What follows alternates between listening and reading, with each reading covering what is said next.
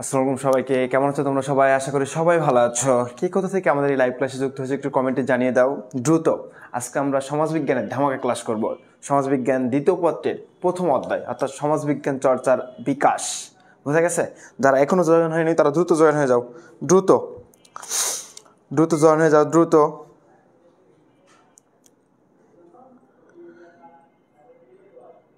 সবাই একটু যুক্ত হয়ে যাও।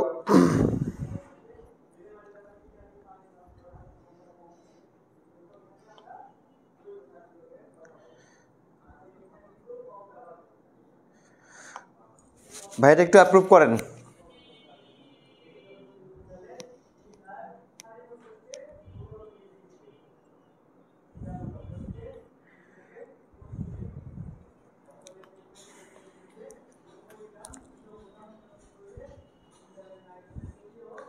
সবাই দ্রুত একটু জয়েন হয়ে যায়।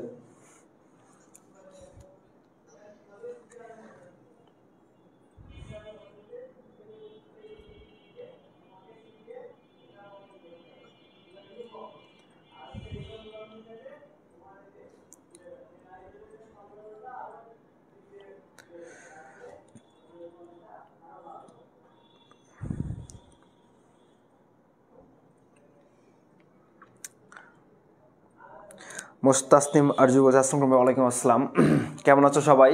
আশা করি সবাই ভালো আছো। আজকে আমরা সমাজবিজ্ঞানের ক্লাস করবো, ঠিক আছে?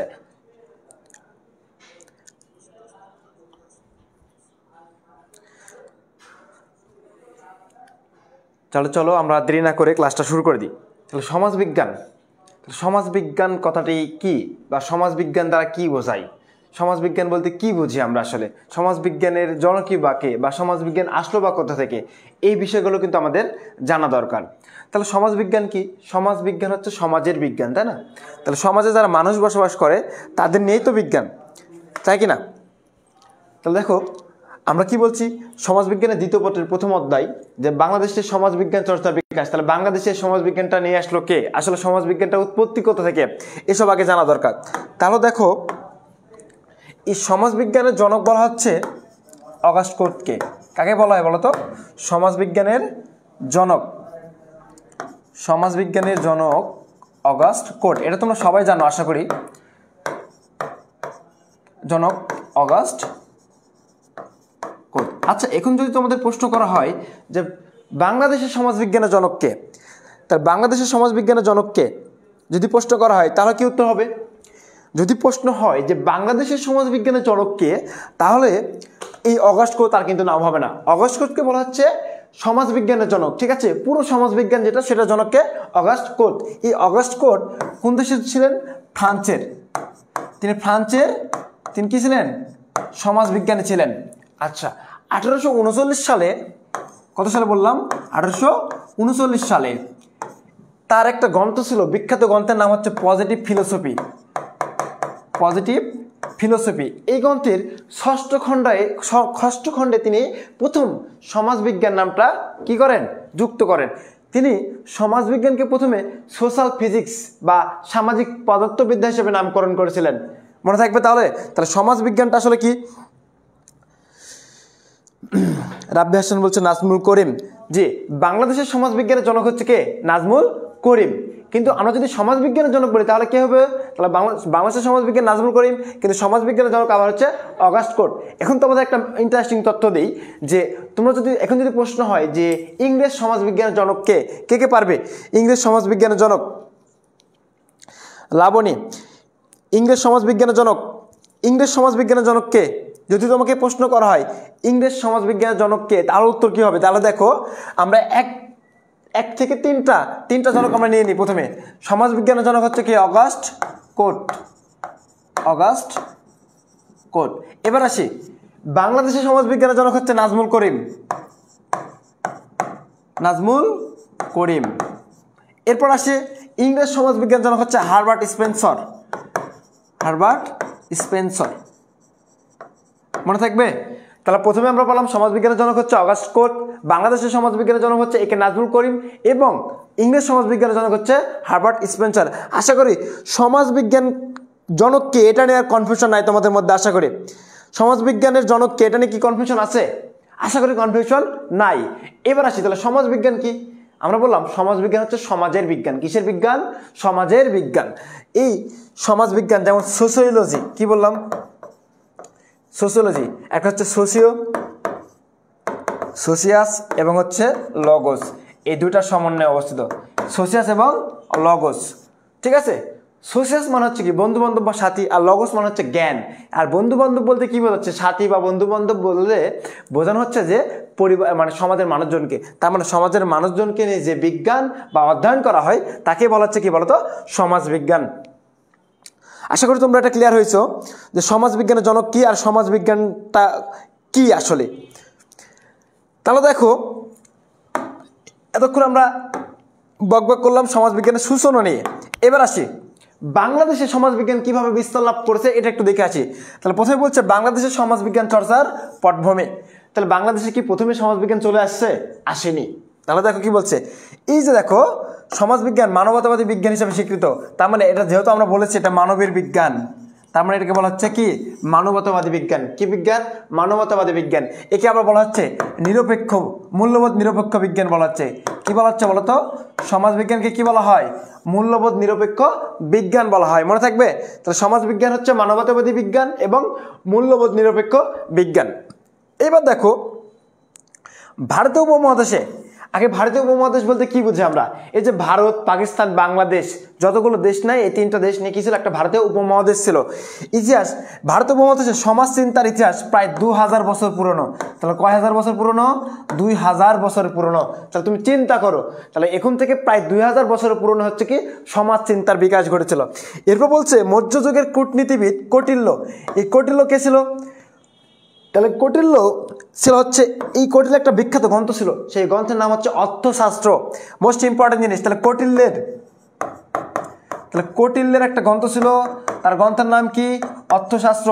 এটা তোমাদের অ্যাডমিশন থেকে শুরু করে সকল ধরনের পরীক্ষায় কিন্তু আসবে এই প্রশ্নটা, যে অর্থশাস্ত্র গ্রন্থের লেখক কে? অর্থশাস্ত্র গ্রন্থের লেখক কে? তাহলে অর্থশাস্ত্র গ্রন্থের লেখক হচ্ছে কে? কৌটিল্য। মনে থাকবে এই কৌটিল্য অর্থশাস্ত্র গুপ্ত যুগের দার্শনিক বাৎসায়নের কামসূত্র। এই কামসূত্র গ্রন্থটাকে বাৎসায়ন কোন যুগে করছে? গুপ্ত যুগের রচনা। তাহলে কামসূত্রটা কোন যুগের রচনা? গুপ্ত সূত্রের রচনা। সুলতান মাহমুদের কি বলছে? সভাসদ এবং পারস্যের পণ্ডিত আবু রায়হান আল বেরুনির ছিল হচ্ছে ভারত তত্ত্ব। তাহলে ভারত তত্ত্ব গ্রন্থটা কার? আবু রায়হান আল বেরুনি। তাহলে আমরা প্রথমে 3টা গ্রন্থ অলরেডি পেয়ে গেছি। কি কি পেয়ে গেছি একটু রিক্যাপ করি।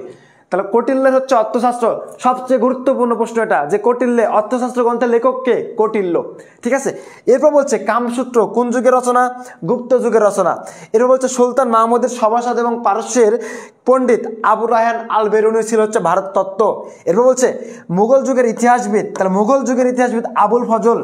এই আবুল ফজল ছিল কি? আকবরের সভাকবি। মনে থাকবে? তাহলে আকবরের সভাকবি কে ছিল? আকবরের সভাকবি ছিল হচ্ছে আবুল ফজল। মনে থাকবে? এই আবুল ফজলের বিখ্যাত একটা গ্রন্থ আছে, সেই গ্রন্থের নাম হচ্ছে আইনি আকবরী। আইনি আকবরী মোস্ট ইম্পর্টেন্ট গ্রন্থ, কৌটিল্যের মতো এটা। ঠিক আছে, এই গ্রন্থে এই যে বঙ্গ এবং আল, বাঙ্গাল, ঠিক আছে, বঙ্গ মানে কি? বঙ্গদেশ, আর জমির আল, এই টোটাল হচ্ছে কি? বঙ্গযোগ আল থেকে হয়ে গেছে কি? বাঙ্গাল। এই কথাটার সর্বপ্রথম উল্লেখ পাওয়া যায় আইনে আকবরের গ্রন্থে। তাহলে আবুল ফজল, আইনে আকবর গ্রন্থের লেখক কে? আবুল ফজল। এই যে আকবর নামা, এই গ্রন্থের নামই হচ্ছে আইনে আকবর বা আকবর নামা। এই গ্রন্থ দুটোর রচয়িতা কে? আবুল ফজল। এই আবুল ফজল কে ছিল? সম্রাট আকবরের সভাকবি ছিল। তাহলে মনে থাকবে আবুল ফজল, আইনে আকবরের গ্রন্থটা কার? মনে থাকবে? আচ্ছা, এরপর আসি দেখো, এই যে এরপরে কিন্তু এখানে আরেকটা জিনিস বলা হয়েছে যে ঐতিহাসিক সৈয়দ গোলাম হোসেন। তাহলে ঐতিহাসিক সৈয়দ গোলাম হোসেন সিয়ালুল মোতাক্ষিরিন গ্রন্থ একটা ছিল, যে তৎকালীন বাংলা সামাজিক অবস্থা এবং ঘটনাবলী বর্ণনা পাওয়া যায়। তোমরা এখান থেকে এতগুলো গ্রন্থ মনে রাখার দরকার নাই, তোমরা এখান থেকে 2টা গ্রন্থ মনে রাখবে জাস্ট। কয়টা গ্রন্থ? 2টা। একটা হচ্ছে কৌটিল্যের অর্থশাস্ত্র এবং আইনি আকবরকার আবুল ফজল। এই 2টা গ্রন্থ মনে রাখলে এই 2টার মধ্যে যদি গ্রন্থ নিয়ে প্রশ্ন হয়, এই 2টার মধ্যে আশা করি একটা দিয়ে দিবে। ঠিক আছে, একটা হচ্ছে আইনে আকবরী আবুল ফজলের, এবং আরেকটা হচ্ছে কি? অর্থশাস্ত্র কৌটিল্যের। ঠিক আছে, এরপর দেখো কি বলছে, এই যে ইংরেজ আমলে স্যার উইলিয়াম জোন্স, তোমরা নিশ্চয়ই নাম শুনছো, যে এশিয়াটিক সোসাইটি তাহলে বাংলাদেশ এশিয়াটিক সোসাইটির প্রতিষ্ঠাতা হচ্ছে স্যার উইলিয়াম জোন্স। তাহলে কি বলা হচ্ছে? Sir William Jones. কত খ্রিস্টাব্দে? 1784 খ্রিস্টাব্দে রয়্যাল এশিয়াটিক সোসাইটি, পরবর্তীতে নামকরণ হয় বাংলাদেশ এশিয়াটিক সোসাইটি। তাহলে রয়্যাল এশিয়াটিক সোসাইটির প্রতিষ্ঠাতা কে? Sir William Jones. কত সালে প্রতিষ্ঠা করে? 1784 সালে প্রতিষ্ঠা করে। কত সালে প্রতিষ্ঠা করে? 1784 সালে। মহিম আক্তার বলছে ভাইয়া কত অধ্যায়? দ্বিতীয় পত্রের প্রথম অধ্যায়, সমাজবিজ্ঞান দ্বিতীয় পত্রের প্রথম অধ্যায়। তাহলে দেখো আমরা কি বললাম, তো স্যার উইলিয়াম জোন্স 1784 খ্রিস্টাব্দে রয়্যাল এশিয়াটিক সোসাইটি, পরবর্তীতে নামকরণ করা হয় Bangladesh Asiatic society. Bangladesh Asiatic society, ঠিক আছে। 19 শতকের শেষের দিকে স্কটিশ ইতিহাসবিদ ও ইন্ডিয়ান সিভিল সার্ভিসের সদস্য উইলিয়াম উইলসন হান্টারের সম্পাদনায় সামাজিক তত্ত্বের আকর গ্রন্থ দ্য এম্পিরিক্যাল গ্যাজেট, কি বললাম, দ্য এম্পিরিক্যাল গ্যাজেট 1881 সালে প্রকাশিত হয়।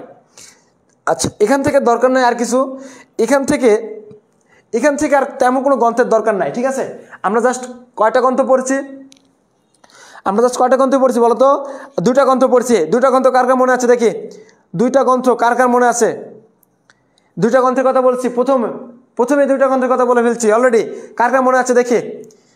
দুইটা গ্রন্থের কথা বলেছি, একটা হচ্ছে আবুল ফজলের গ্রন্থ, আরেকটা হচ্ছে কার গ্রন্থ? কৌটিল্যের গ্রন্থ। দেখি গ্রন্থ দুটোর নাম কার কার মনে আছে দেখি।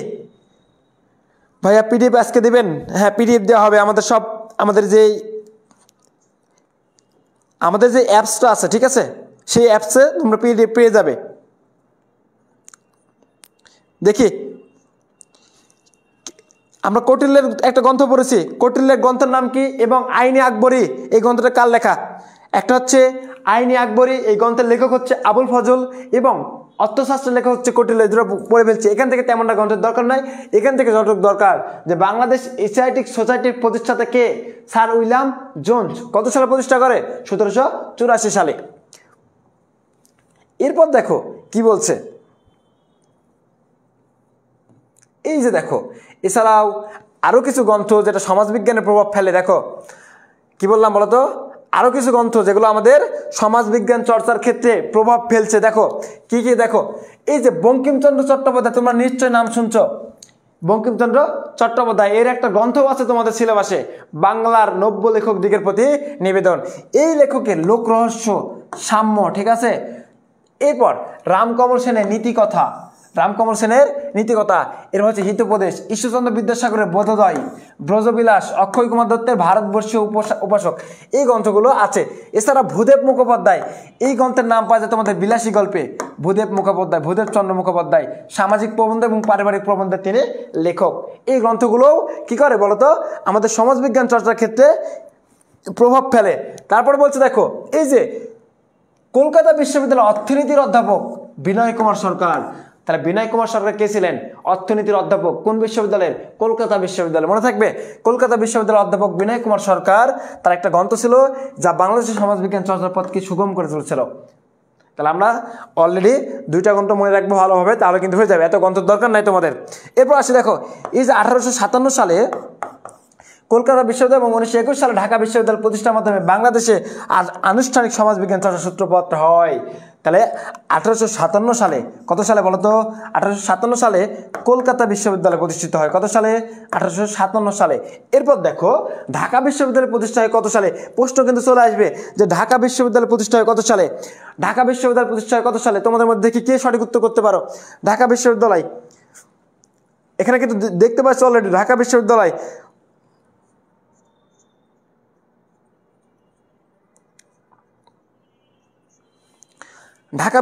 কত সালে প্রতিষ্ঠিত হয় বলো?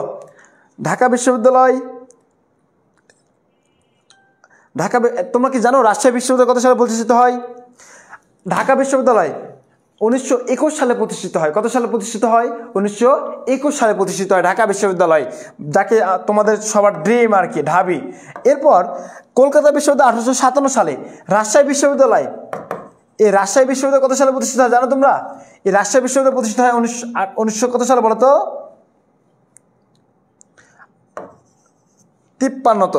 1953 প্রতিষ্ঠিত হয়। তাহলে 1921 সালে ঢাকা বিশ্ববিদ্যালয় প্রতিষ্ঠিত হচ্ছে এবং রাজশাহী বিশ্ববিদ্যালয় প্রতিষ্ঠিত হয় কত সালে? 1953 সালে। মনে থাকবে, ঢাবি 1921, রাবি 1953।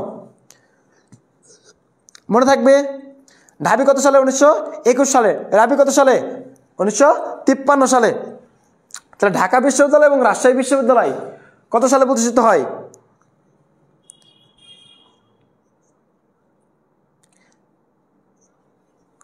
তোমরা যারা এই প্রশ্নের উত্তরগুলো জানতে না, একটু নোট করে নিও যে ঢাকা বিশ্ববিদ্যালয় 1921 সালে, রাজশাহী বিশ্ববিদ্যালয় 1953 সালে। কিন্তু আজকে যেই টপিকটা পড়াচ্ছি এই টপিক থেকে প্রশ্ন হবেই ভাই। তুমি যত কিছুই করো না কেন এই টপিক থেকে প্রশ্ন হবে, মিস নাই। কারণ সবচেয়ে গুরুত্বপূর্ণ একটা টপিক। আর প্রথম অধ্যায়, প্রথম মানে কি? তোমার জীবনে প্রথম যা কিছু তোমরা শিখছো সেগুলো কি কখনো ভুলো? যেমন তোমার নাম কি তুমি কখনো ভুলে যাও? ভুলো না। কি জন্য? কারণ বারবার রিপিট করার ফলে। তারপর তোমাকে প্র্যাকটিস করতে হবে এই বিষয়গুলো, তাহলে মনে থাকবে। কোনো কিছুই কঠিন না যদি তুমি কি করো, যদি তুমি লেগে থাকো ওর সাথে। আর তুমি যদি লেগে না থাকো ভাই, একবার পড়ার পরে আমার কঠিন লাগছে, আমি পড়তে পারছি না ভাই, তাহলে এটা তোমাকে দ্বারা এটা হবে না। বুঝা গেছে? এরপর দেখো কি বলছে। 1926 সালে ঢাকা বিশ্ববিদ্যালয় এবং ঢাকা কলেজকে কেন্দ্র করে একটি বুদ্ধিজীবী গোষ্ঠীর উদ্ভব হয়। এই বুদ্ধিজীবী গোষ্ঠী নাম হচ্ছে শিক্ষা গোষ্ঠী। কি গোষ্ঠী? শিক্ষা গোষ্ঠী। সবচেয়ে গুরুত্বপূর্ণ, এখান থেকে অ্যাডমিশনের প্রশ্ন হওয়ার মতো সুযোগ আছে। এবং তোমাদের তাহলে দেখো আমরা বলছি 1926 সালে ঢাকা বিশ্ববিদ্যালয় এবং ঢাকা কলেজ কেন্দ্র করে একটা শিক্ষা গোষ্ঠী নাম হয়। শিক্ষা গোষ্ঠী না, এটা আসলে বুদ্ধির মুক্তি আন্দোলন বলা হয়। কি বলা হয় বলো তো? বুদ্ধির মুক্তি আন্দোলন। তাহলে বুদ্ধির মুক্তি আন্দোলন, একটু খেয়াল করো কি বললাম, বুদ্ধির মুক্তি আন্দোলন। অর্থাৎ বুদ্ধিজীবী যারা আছে তাদেরকে নিয়ে কিছুটা এই আন্দোলন করা হয়, তাকে বলা হচ্ছে বুদ্ধির মুক্তি আন্দোলনে। এই বুদ্ধির মুক্তি আন্দোলনের মুখপাত্র ছিল হচ্ছে শিক্ষা পত্রিকা। কি পত্রিকা? শিক্ষা পত্রিকা। তাহলে শিক্ষা একটা পত্রিকার নাম। এই পত্রিকা কোথা থেকে প্রকাশিত? ঢাকা থেকে প্রকাশিত। কোথা থেকে বলতো? ঢাকা থেকে প্রকাশিত শিক্ষা পত্রিকা। কোন আন্দোলনের মুখপাত্র ছিল? বুদ্ধির মুক্তি আন্দোলনের মুখপাত্র ছিল। এই বুদ্ধির মুক্তি আন্দোলনে এই মুখপাত্র পত্রিকা শিক্ষা এর গায়ে শিরোনামে লেখা থাকতো, অর্থাৎ শিরোনাম, যেটাকে আমরা ক্যাপশন। ফেসবুকে তোমরা ক্যাপশন দাও না, এই ক্যাপশনে লেখা থাকতো যে জ্ঞান যেখানে সীমাবদ্ধ, বুদ্ধি সেখানে আড়ষ্ট, মুক্তি সেখানে অসম্ভব। এখানে লেখা থাকতো। দেখো তাহলে আমরা কি বললাম, আরেকটু রিক্যাপ করি। তাহলে আমরা বুদ্ধির মুক্তি আন্দোলন, এই আন্দোলনে মুখপাত্র ছিল কোন পত্রিকা? শিক্ষা পত্রিকা। আর বুদ্ধির মুক্তি আন্দোলন যারা যুক্ত ছিল তাদেরকে বলা হচ্ছে শিক্ষা গোষ্ঠী। এই শিক্ষা পত্রিকা ঢাকা থেকে প্রকাশিত। কোথা থেকে? ঢাকা থেকে। এই শিক্ষা পত্রিকার শিরোনামে লেখা থাকতো যে জ্ঞান যেখানে সীমাবদ্ধ, বুদ্ধি সেখানে আড়ষ্ট, মুক্তি সেখানে অসম্ভব। এই যে এই শিক্ষা পত্রিকার মধ্যে দেখো কি বলছে, কর্ণধার ছিলেন হচ্ছে কাজী মোতাহের হোসেন, কাজী আব্দুল ওদুদ এবং আবুল হোসেন। ঠিক আছে? তাহলে এরা ছিল এই আন্দোলনের এরপর বলছে দেখো 1947 সালে ভারতীয় উপমহাদেশ দখল করে ব্রিটিশদের হাত থেকে মুক্তি অর্জন আগে 40-এর দশকে বাঙালি জাতীয়বাদ লেখক রাধাকমল মুখার্জি, DN মজুমদার। তাহলে আমরা দেখো একটু 1757-তে কিসের যুদ্ধ হয়? পলাশী যুদ্ধ হয়। 1757 সালের 23শে জুন পলাশী যুদ্ধের পর ইংরেজরা এই বাংলা মানে উপমহাদেশ দখল করে নেয়। নেওয়ার পরে 1857-তে একটু বিদ্রোহ দেখা দিলে কলকাতা বিশ্ববিদ্যালয় প্রতিষ্ঠিত হয়। 1857-তে একটা সিপাহী বিদ্রোহ হয়। কি বিদ্রোহ হয়? সিপাহী বিদ্রোহ হয়, তাই কি না? তাহলে এই সময় কিন্তু বাংলাদেশের সমাজবিজ্ঞান চর্চার একটা কি, ওই যে ভারত উপমহাদেশের সমাজবিজ্ঞান চর্চা একটা কি বিকাশ লাভ করে বাংলাদেশে। এরপর বলছে দেখো উপমহাদেশটা গেলে এবার আসে বাংলাদেশের সমাজবিজ্ঞান চর্চা। এবার আসে কি? বাংলাদেশের সমাজবিজ্ঞান চর্চা। তাহলে দেখো সবাইকে ক্লিয়ার?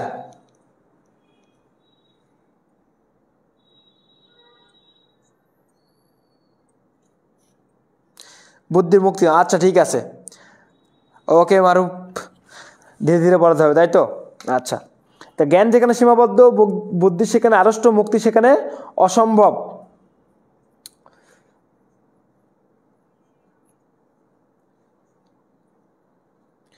ওকে ওকে, সবাই কি ক্লিয়ার হয়েছো?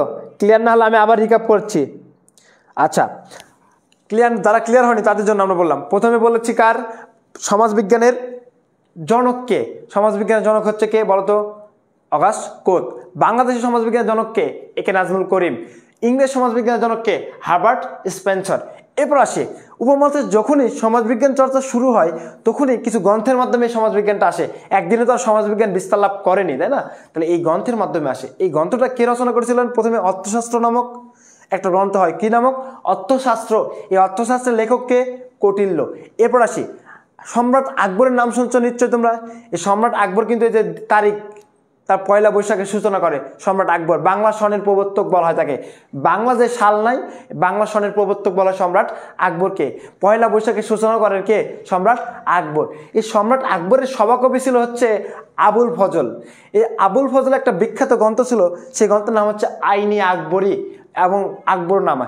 এই আইনি আকবরী গ্রন্থে সর্বপ্রথম বঙ্গ প্লাস জমির আল, বঙ্গ মানে এই উপমহাদেশ, আর জমির আলকে বলা হচ্ছে বঙ্গযোগ আল মিলে হচ্ছে বাঙ্গাল, এই বাঙ্গাল নামের বা বঙ্গ নামের উল্লেখ পাওয়া যায় আইনি আকবরী গ্রন্থে।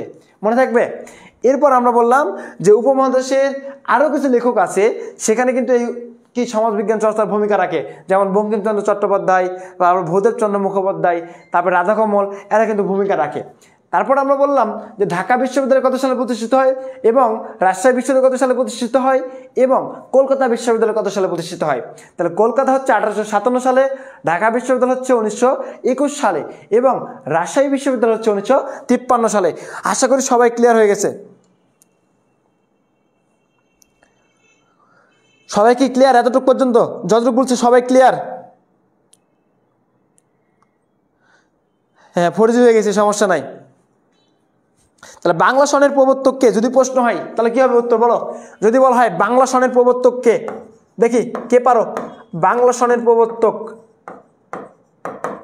শোনো আমি বলি, এই যে তোমরা এখন তোমাদের ড্রিম হচ্ছে A+ পাওয়া, A+ পাওয়ার পর তোমাদের ড্রিম হবে ভার্সিটি। ভাইয়া আলটিমেটলি তোমাদের লক্ষ্য কি? মানবিকের স্টুডেন্টের লক্ষ্য হচ্ছে একটা ভার্সিটি, মানে একটা বিশ্ববিদ্যালয়। আর বিশ্ববিদ্যালয় পেতে হলে তোমাকে সবাই বলে না যে বেসিক থেকে পড়ো, বেসিক যার ঠিক থাকে সবাই চান্স পায়, বেসিক পড়ো। আসলে ভাইয়া বেসিকটা কি বলো তো ভাইয়া?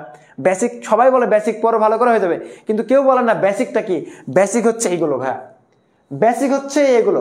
কারণ সাধারণ জ্ঞান পড়তে গেলে তোমাকে এগুলো প্রশ্নই পড়তে হবে, তার মানে বেসিক তো এইগুলোই ভাই। কিন্তু কেউ তোমাকে বলে না যে বেসিক কি। বেসিক হচ্ছে এইগুলো, তুমি এটা ভালোভাবে পড়ো, তোমার একাডেমি 100 হবে, তোমার অ্যাডমিশনও 60 থেকে 70% হয়ে যাবে। আমি কথা দিচ্ছি, আমি তুমি পড়াচ্ছি, ঠিক আছে? তোমরা খালি যদি নোট করতে পারো বা মনে রাখতে পারো, বা আমি যেই তথ্যগুলো দিচ্ছি তোমরা যদি এখানে নিতে পারো, ঠিক আছে? খাতায় নোট করতে হবে, তারপর এখানে নিতে হবে। যদি এখানে না নাও তাহলে কিন্তু হবে না।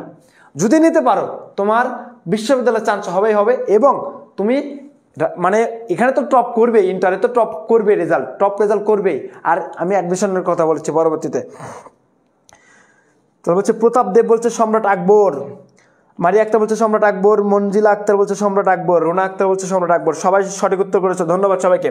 তাহলে এরপর আমরা দেখো 1757, যেটা আমি অলরেডি বলে ফেলছি যে পলাশীর যুদ্ধে ইংরেজদের জয়লাভের মাধ্যমে উপমহাদেশে ব্রিটিশ শাসন শুরু হয়। তাহলে 1757 সালের 23শে জুন, কত সালে? 1757 সালের 23শে জুন পলাশীর যুদ্ধ হয়।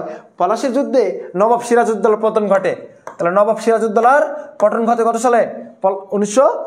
1757 সালে। এবার আসি যদি প্রশ্ন হয় বাংলা শেষ স্বাধীন নবাব কে, যদি প্রশ্ন হয় বাংলা শেষ স্বাধীন নবাব কে, তাহলে উত্তর হবে সিরাজউদ্দৌলা। তাহলে উত্তর হবে কে? সিরাজউদ্দৌলা।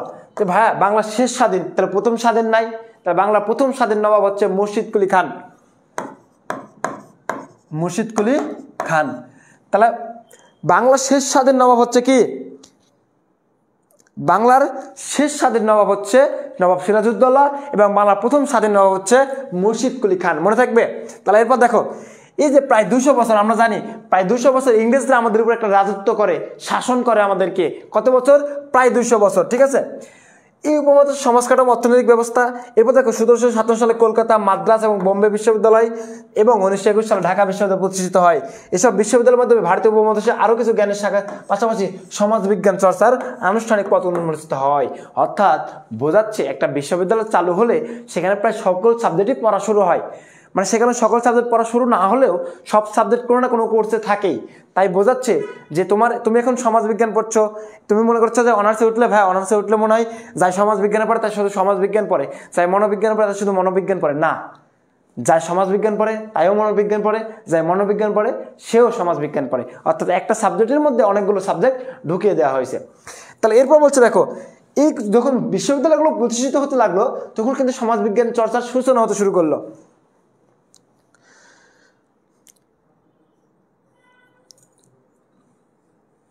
সবাই কি ক্লিয়ার এই পর্যন্ত?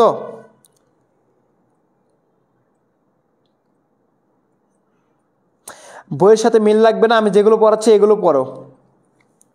কোনো বইয়ের দরকার নাই, ঠিক আছে? আমি যা পড়াচ্ছি এগুলোই পড়ো, এইগুলোই করছেন তোমার। আমি যা পড়াবো সেটাই করছেন তোমার। আমি বলে কথা দিচ্ছি তোমাকে, আমি যা পড়াবো সেটাই তোমার করছেন। সবাই যদি ক্লিয়ার হও তাহলে আমি পরবর্তীতে যাব। সবাই ক্লিয়ার? লাবণী বলছে ক্লিয়ার। সবাই ক্লিয়ার হলে আমি দ্রুত পরবর্তীতে যাব আমি।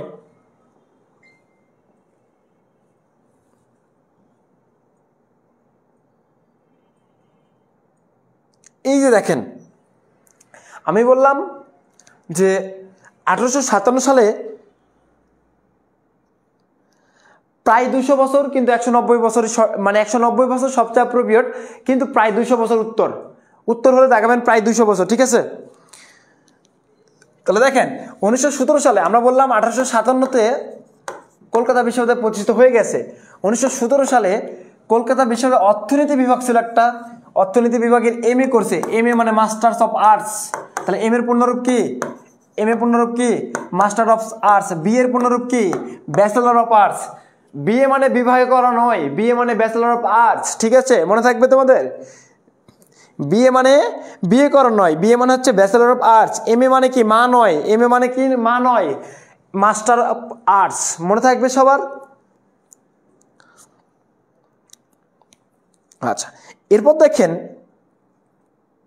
ভাইয়া, আমার কমেন্ট কি আপনার চোখে পড়ে না? রূপা মণি একসাথে ক্লাস করতেছে প্রায় 450+ ভাইয়া, কমেন্ট করতেছো কিন্তু আর চোখে পড়তেছে না। আসলে চোখে চশমা নাই তো, এই জন্য চোখে পড়তেছে না। তাহলে আমরা কি বললাম? বিএ মানে বিয়ে নয়, বিএ মানে হচ্ছে ব্যাচেলর অফ আর্টস। এমএ মানে মা নয়, মাস্টার অফ আর্টস। এই যে এমএ করছে, অর্থনীতি বিভাগের এমএ করছে, অর্থাৎ মাস্টার্সের একটা করছে, একটা পত্র হিসাবে বাংলায় সমাজবিজ্ঞানের শিক্ষা এবং গবেষণা শুরু হয়। তাহলে সমাজবিজ্ঞানের শিক্ষা এবং গবেষণা শুরু হয়। এরপর বিশ্ববিদ্যালয় 20 শতকের মাঝামাঝি সময়ে দর্শন, তাহলে 20 শতকের মাঝামাঝি, তাহলে 20 শতকের মাঝামাঝি সময়ে দর্শন, এবং 40-এর দশকের শুরুতে রাষ্ট্রবিজ্ঞান বিভাগের স্নাতক সম্মান পর্যায়ে সমাজবিজ্ঞান একটি কোর্স চালু করা হয়। তাহলে দেখো, প্রথমে অর্থনীতি বিভাগের মাস্টার্সে একটা পত্র হিসাবে সমাজবিজ্ঞান চর্চা শুরু হলো। তাহলে প্রথমে শুরু হলো কি হিসেবে? অর্থনীতি বিভাগ দিয়ে। তারপর শুরু হচ্ছে 20 শতকের মাঝামাঝি দর্শন, এবং 40 দশকের মাঝামাঝি হচ্ছে রাষ্ট্রবিজ্ঞান। এরপর বলছে দেখো, 50-এর দশকে, 20 শতকের 50-এর দশকে প্রখ্যাত ফরাসি সামাজিক নৃবিজ্ঞানী ক্লদ লেভি স্ট্রস, কি নাম রে বাবা, ক্লদ লেভি স্ট্রস, ঠিক আছে? কলেজ, তোমরা মনে রাখবে কলেজ, ক্লদ লেভি স্ট্রস। মনে রাখবে কিভাবে? কলেজ, ক্লদ লেভি স্ট্রস, মনে থাকবে? Claude Levy Strauss. তাহলে ক্লদ লেভি স্ট্রস এই ব্যক্তি কিন্তু সমাজবিজ্ঞান প্রতিষ্ঠার ক্ষেত্রে খুবই গুরুত্বপূর্ণ ভূমিকা পালন করছে। এই ব্যক্তি সমাজবিজ্ঞান প্রতিষ্ঠার ক্ষেত্রে, মানে ঢাকা বিশ্ববিদ্যালয় সমাজবিজ্ঞান প্রতিষ্ঠার ক্ষেত্রে সবচেয়ে বেশি গুরুত্বপূর্ণ ভূমিকা পালন করে। তিনি ইউনেস্কো বিশেষজ্ঞ মিশন সমাজবিজ্ঞান পার্টি, অর্থাৎ ইউনেস্কো সহযোগিতা, ইউনেস্কো শিক্ষা এবং ঐতিহ্য নিয়ে কাজ করে ইউনেস্কো। এই ইউনেস্কো সংস্থা ঢাকায় আসেন, বাংলাদেশে, অর্থাৎ ঢাকা বিশ্ববিদ্যালয় সমাজবিজ্ঞান প্রতিষ্ঠার জন্য ইউনেস্কো কোথায় আসে? ঢাকায় আসে। ইউনেস্কো একটা টিম পাঠায়। এই মিশনের লক্ষ্য ছিল ঢাকা বিশ্ব সমাজবিজ্ঞান নামে একটা নতুন বিভাগ খোলা। অর্থাৎ অলরেডি তো দর্শন বিভাগ এবং রাষ্ট্রবিজ্ঞান বিভাগে সমাজবিজ্ঞান একটা চালু হয়েছে, কিন্তু সমাজবিজ্ঞানকে একটা আলাদা বিজ্ঞান হিসেবে স্বীকৃতি দিতে ক্লদ লেভি স্ট্রসের সাথে ইউনেস্কোর একটা টিম ঢাকা বিশ্ববিদ্যালয় আসে, মানে ঢাকায় আসে। কি জন্য আসে? কারণ সমাজবিজ্ঞানকে আলাদাভাবে একটা প্রতিষ্ঠিত করার জন্য আসে। এরপর দেখো কি বলছে, মোস্ট ইম্পর্টেন্ট লাইন এখানে দেখো,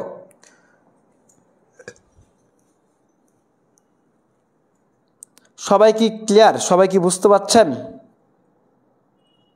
সবাই কি বুঝতে পারতেছেন?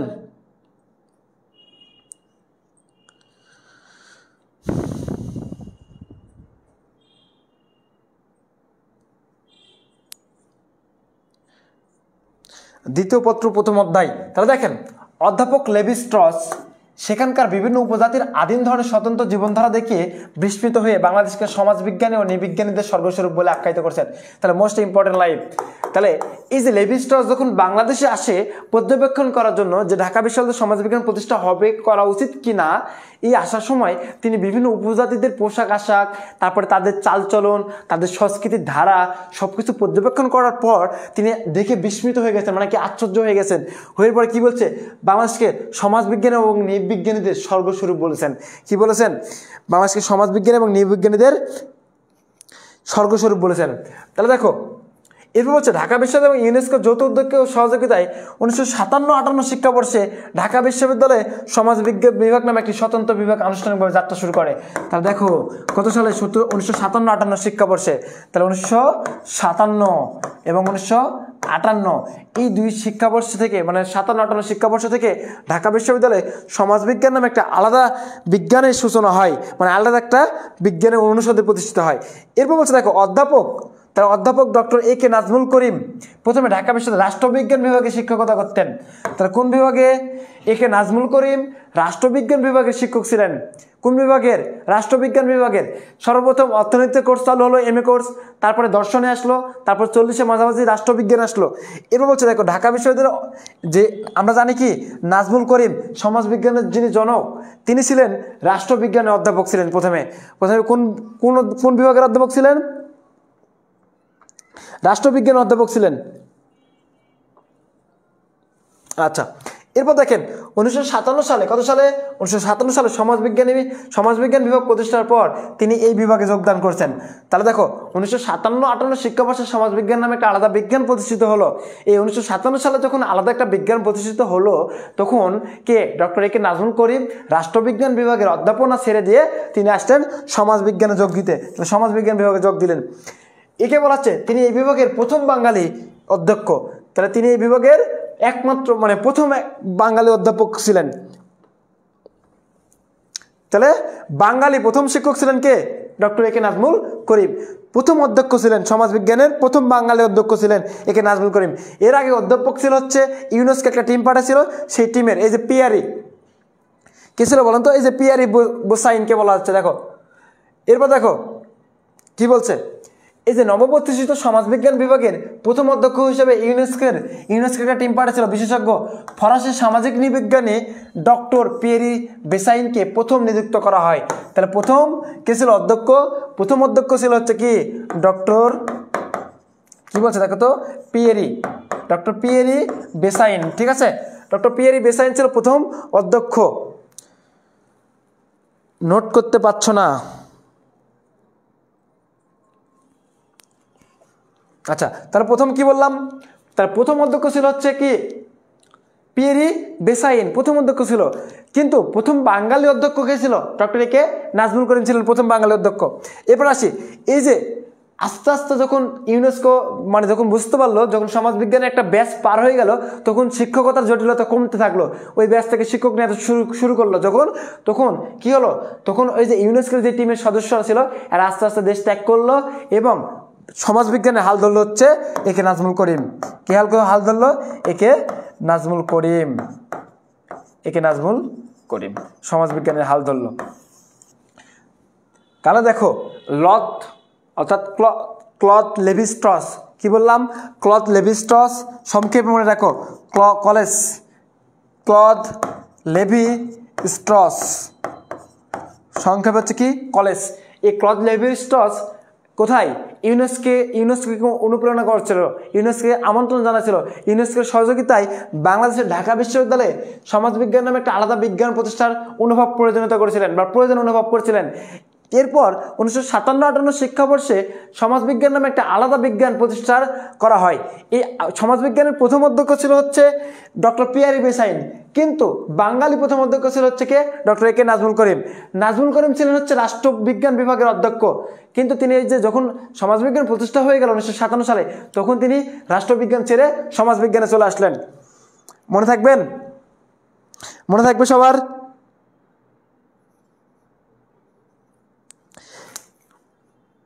মনে থাকবে?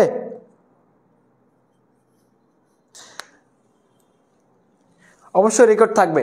তাহলে এরপর দেখো পরবর্তী সময় 1964-65 শিক্ষাবর্ষে সমাজবিজ্ঞান বিষয়ে এমএ পর্বের প্রথম কোর্স চালু হয়। তাহলে দেখো 1957 সালে 14 জুলাই 14 জুলাই এই বিভাগে যোগ দেন এবং এছাড়া 1966 সাল পর্যন্ত কয়েকজন বিদেশি অধ্যাপক এই বিভাগে শিক্ষাত করেন। পর্যায়ক্রমে বাংলাদেশি শিক্ষকদের সমাজবিজ্ঞান বিষয়ে প্রশিক্ষণ দিয়ে ঢাকা বিশ্ব সমাজবিজ্ঞান বিভাগের সাবলীল যাত্রা শুরু করে। তাহলে দেখো প্রথম অনার্স ডিগ্রি চালু হয় 1957 সালে। এরপর বলছে 1964-65 মাস্টার্স ডিগ্রি চালু হয়। কি ডিগ্রি? মাস্টার্স ডিগ্রি, মানে মা ডিগ্রি। ঠিক আছে, কি ডিগ্রি বলো তো? মা ডিগ্রি, MA ডিগ্রি। আচ্ছা, আমাদের পেইড বেসের স্টুডেন্ট কারা কারা আছে এর মধ্যে দেখি। আমাদের পেইড বেসের স্টুডেন্ট কারা কারা আছে এখানে দেখি।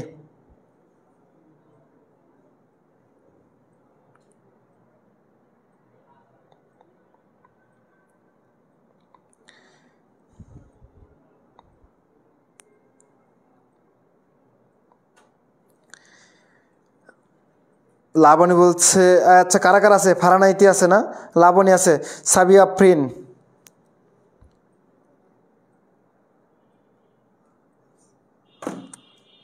আচ্ছা। এরপর আচ্ছা তোমাদের বলে রাখি, আমাদের কিন্তু FRB একটা কোর্স আসতে চলেছে। এই কোর্সে তোমরা মানে যতগুলো ফিচার পাবে, মানে ফিচার মনে হয় না যে মানবিক বিভাগের অন্য কোনো প্ল্যাটফর্ম তোমাদের এই ফিচার দিবে। ঠিক আছে, এখানে তোমরা 2016 সাল থেকে 2025 সালে বোর্ড কোশ্চেন, প্রত্যেকটা বোর্ড কোশ্চেন আলাদাভাবে সলভ পাবে। প্রত্যেকটা অধ্যায়ের মানে এই যে আমি যেভাবে পড়াচ্ছি না, এই এত সুন্দর করে ক্লাস পাবে। যারা পেইড ব্যাচ আছে তাদের থেকে তোমরা ফিডব্যাক নিতে পারো। তো আমাদের একটা কোর্স আসতে চলেছে। স্টার জাহান মেঘলা বলছে আমি আসি ভাই, একটু আসতে পড়ান। আসতে পড়াচ্ছি, ঠিক আছে ভাইয়া, আসতে পড়াচ্ছি, ঠিক আছে। এরপর দেখো একটু খেয়াল করো, 1957 সালের আগে ঢাকা বিশ্ববিদ্যালয়ের রাষ্ট্রবিজ্ঞান বিভাগের অন্তর্ভুক্ত কোর্স হিসেবে সমাজবিজ্ঞান পড়াতো। অর্থাৎ মনে রাখবে যে বাংলাদেশে অর্থাৎ ঢাকা বিশ্ববিদ্যালয়ে সমাজবিজ্ঞান বিভাগ চালু হওয়ার আগে এই কোর্সটা পড়ানো হতো রাষ্ট্রবিজ্ঞান বিভাগে। কোথায়? রাষ্ট্রবিজ্ঞান বিভাগে। মনে থাকবে কোন বিভাগে? রাষ্ট্রবিজ্ঞান বিভাগে।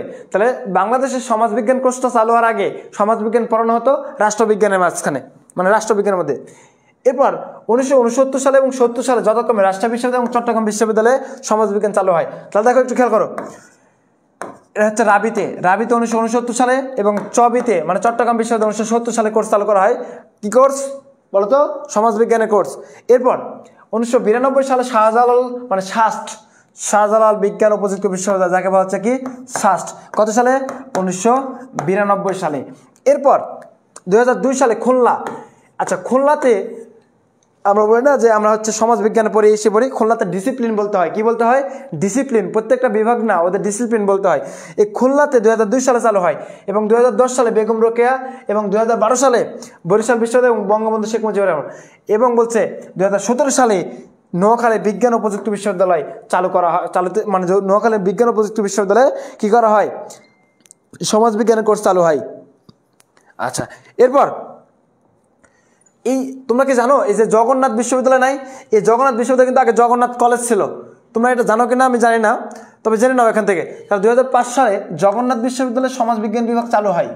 2005 সালেই এটা কি যে ঢাকার ঐতিহ্যবাহী জগন্নাথ কলেজকে 2005 সালে বিশ্ববিদ্যালয় ঘোষণা করা হয়। তাহলে জগন্নাথ কলেজ থেকে জগন্নাথ বিশ্ববিদ্যালয় কত সালে? 2005 সালে। মনে থাকবে যে জগন্নাথ কলেজ থেকে জগন্নাথ বিশ্ববিদ্যালয় হয় 2005 সালে। তাই এরপর প্রকৃতপক্ষ 1991 সাল থেকে জগন্নাথ কলেজ পৃথকভাবে হিসাবে সমাজবিজ্ঞানের যাত্রা শুরু করেছিল। যাই হোক, এখান থেকে আর দরকার নাই। এবার আসি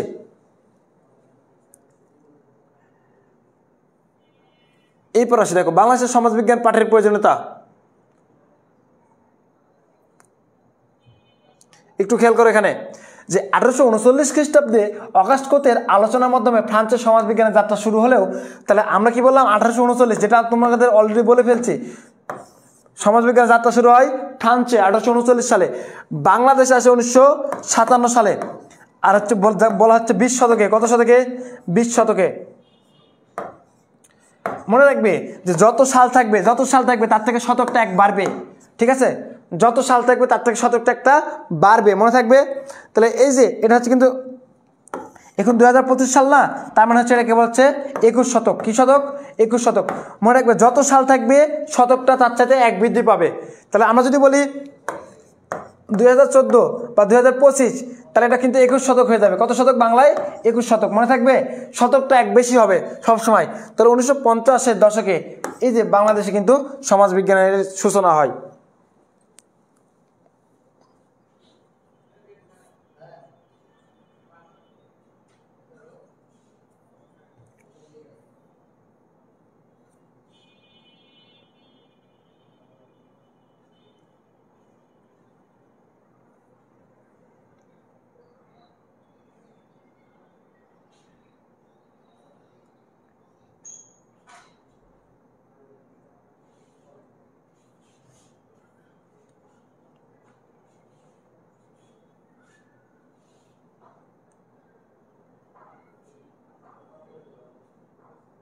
আচ্ছা, এখানে একটু খেয়াল করো, এ কে নাজমুল করিম এর বিখ্যাত কিছু গ্রন্থ আছে, ঠিক আছে?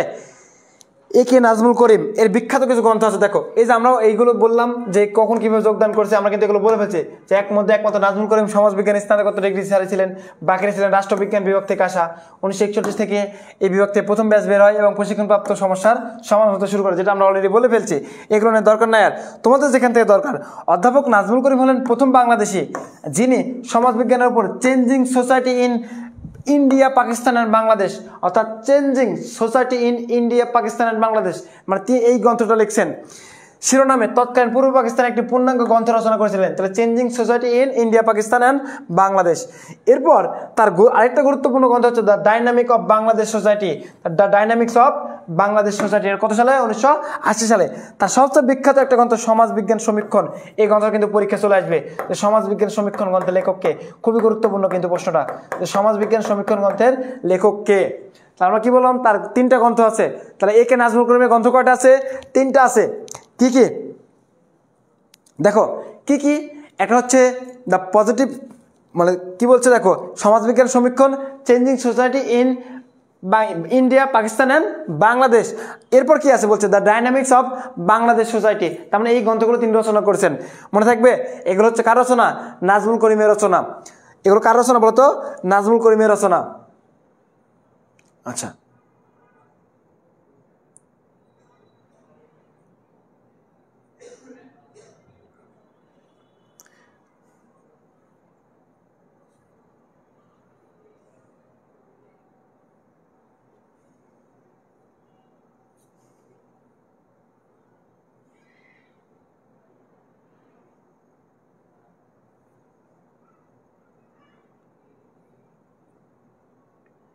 আচ্ছা, এইখানে একটু দেখো, সবচেয়ে গুরুত্বপূর্ণ যে জিনিসটা, এখান থেকে কিন্তু প্রশ্ন হবে, এখান থেকে প্রশ্ন হবে, ঠিক আছে? তাহলে এইখান থেকে কিন্তু প্রশ্ন হবে, আবার বলছি এইখান থেকে কিন্তু শিওর প্রশ্ন হবে। এই যে স্লাইডটা বের করেছে এখন, এখান থেকে কিন্তু 1 মার্ক কমন, এখান থেকে কিন্তু 1 মার্ক, এখান থেকে কিন্তু 1 মার্ক কমন। আবার বলছি, তোমরা যারা এই যে স্লাইডটা এখন বের হয়েছে, এখান থেকে শিওর 1 মার্ক কমন। দেখো কি বলছে, দেখো এই যে সমাজবিজ্ঞানের ইংরেজি প্রতিশব্দ হচ্ছে সোশিওলজি। কি সোশিওলজি? এই সোশিওলজি শব্দটি ল্যাটিন শব্দ সোসিয়াস এবং গ্রিক শব্দ হচ্ছে লোগোস। তার মানে এটা 2টা শব্দের মিক্স, একটা হচ্ছে ল্যাটিন আর একটা হচ্ছে কি ল্যাটিন প্লাস গ্রিক, মনে থাকবে। তাহলে সোসিয়াস হচ্ছে ল্যাটিন শব্দ এবং লগোস হচ্ছে গ্রিক শব্দ। এবার দেখো, এই সোসিয়াস শব্দের অর্থ হচ্ছে সঙ্গী, মানে কম্পেনিয়ন। তাহলে কম্পেনিয়ন মানে কি? সঙ্গী। তাহলে সোসিয়াস সমান কম্পেনিয়ন, সমান কি? সঙ্গী। এখন বলো, সমাজে সবাই সঙ্গীর সাথে মিলে বাস করে না, তার মানে সঙ্গীর সাথে দ্বারা সমাজ গড়ে, সেহেতু পরোক্ষভাবে এর অর্থ হচ্ছে সমাজ। তাহলে পরোক্ষভাবে এই কম্পেনিয়ন অর্থ কি? সমাজ। এরপর বলছে লগোস মানে কি ভাইয়া? লগোস মানে স্টাডি বা সায়েন্স, বিজ্ঞান। এই লগোস শব্দ হচ্ছে অধ্যয়ন বা বিজ্ঞান, তাহলে স্টাডি অথবা সায়েন্স, ঠিক আছে? তাহলে সুতরাং শাব্দিকভাবে সমাজবিজ্ঞান হচ্ছে সমাজের বিজ্ঞান। কি বলছে? সমাজের বিজ্ঞান। এরপর একটু খেয়াল করো, ফরাসি সমাজবিজ্ঞানী এমিল ডুরখেম, কি নাম রে বাবা, এমিল ডুরখেম, সমাজবিজ্ঞানের সংজ্ঞা দিতে গিয়ে বলছেন সমাজবিজ্ঞান হচ্ছে সামাজিক প্রতিষ্ঠানের বিজ্ঞান। এই সংজ্ঞাটা কিন্তু পরীক্ষায় চলে আসবে, সবচেয়ে গুরুত্বপূর্ণ সংজ্ঞা। সমাজবিজ্ঞান হচ্ছে সামাজিক প্রতিষ্ঠানের বিজ্ঞান, সমাজবিজ্ঞান হচ্ছে সামাজিক প্রতিষ্ঠানের বিজ্ঞান। কথাটি বলছে কে? Emil Durkheim. তাহলে সোশিওলজি শব্দটি কোন শব্দ থেকে আসছে? ল্যাটিন প্লাস গ্রিক শব্দ থেকে আসছে। তাহলে ক্যাম্পেনিয়ন শব্দ হচ্ছে কি? ক্যাম্পেনিয়ন শব্দের হচ্ছে কি? বন্ধু বান্ধব বা সঙ্গী সাথী। লোগো শব্দ হচ্ছে কি? অধ্যয়ন। এরপর আসি, এই যে অর্থশাস্ত্র আমরা কিন্তু অলরেডি করে ফেলছি। দেখো, অর্থশাস্ত্র গ্রন্থ নিয়ে আমরা একটু আগে আলোচনা করছি যে অর্থশাস্ত্র মধ্যযুগের মহাপণ্ডিত কৌটিল্য বা চাণক্য এই রচিত রাষ্ট্রনীতি বিষয়ক গ্রন্থ। তার রাষ্ট্রনীতি বিষয়ক গ্রন্থ খ্রিস্টপূর্ব 3 শতকের সময় মৌর্য সম্রাট চন্দ্রগুপ্ত মৌর্য শাসনকালে রচিত হয়। তাহলে খ্রিস্টপূর্ব 3 শতকের সময় এই চাণক্য বা কৌটিল্য কিন্তু আরেকটা নাম হচ্ছে চাণক্য, এই অর্থশাস্ত্র গ্রন্থটা রচনা করেন।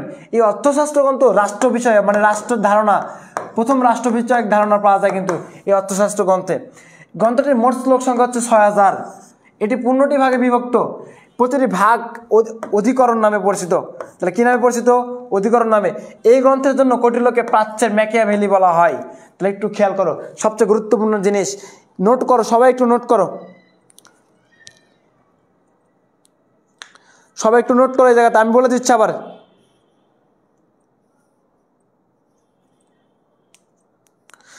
একটু নোট করো।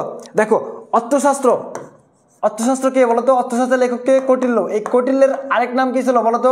কৌটিল্যের আরেক নাম ছিল হচ্ছে চাণক্য। দেখো এই প্রথম এই গ্রন্থের রচয়িতা করেন তিনি। কৌটিল্য কি করেছেন? অর্থশাস্ত্র লিখছেন। অর্থশাস্ত্র কি বিষয় গ্রন্থ? অর্থ বিষয় নয়, রাষ্ট্র বিষয় গ্রন্থ। এই গ্রন্থে মোট শ্লোক আছে 6000। কতটি? 6000 শ্লোক।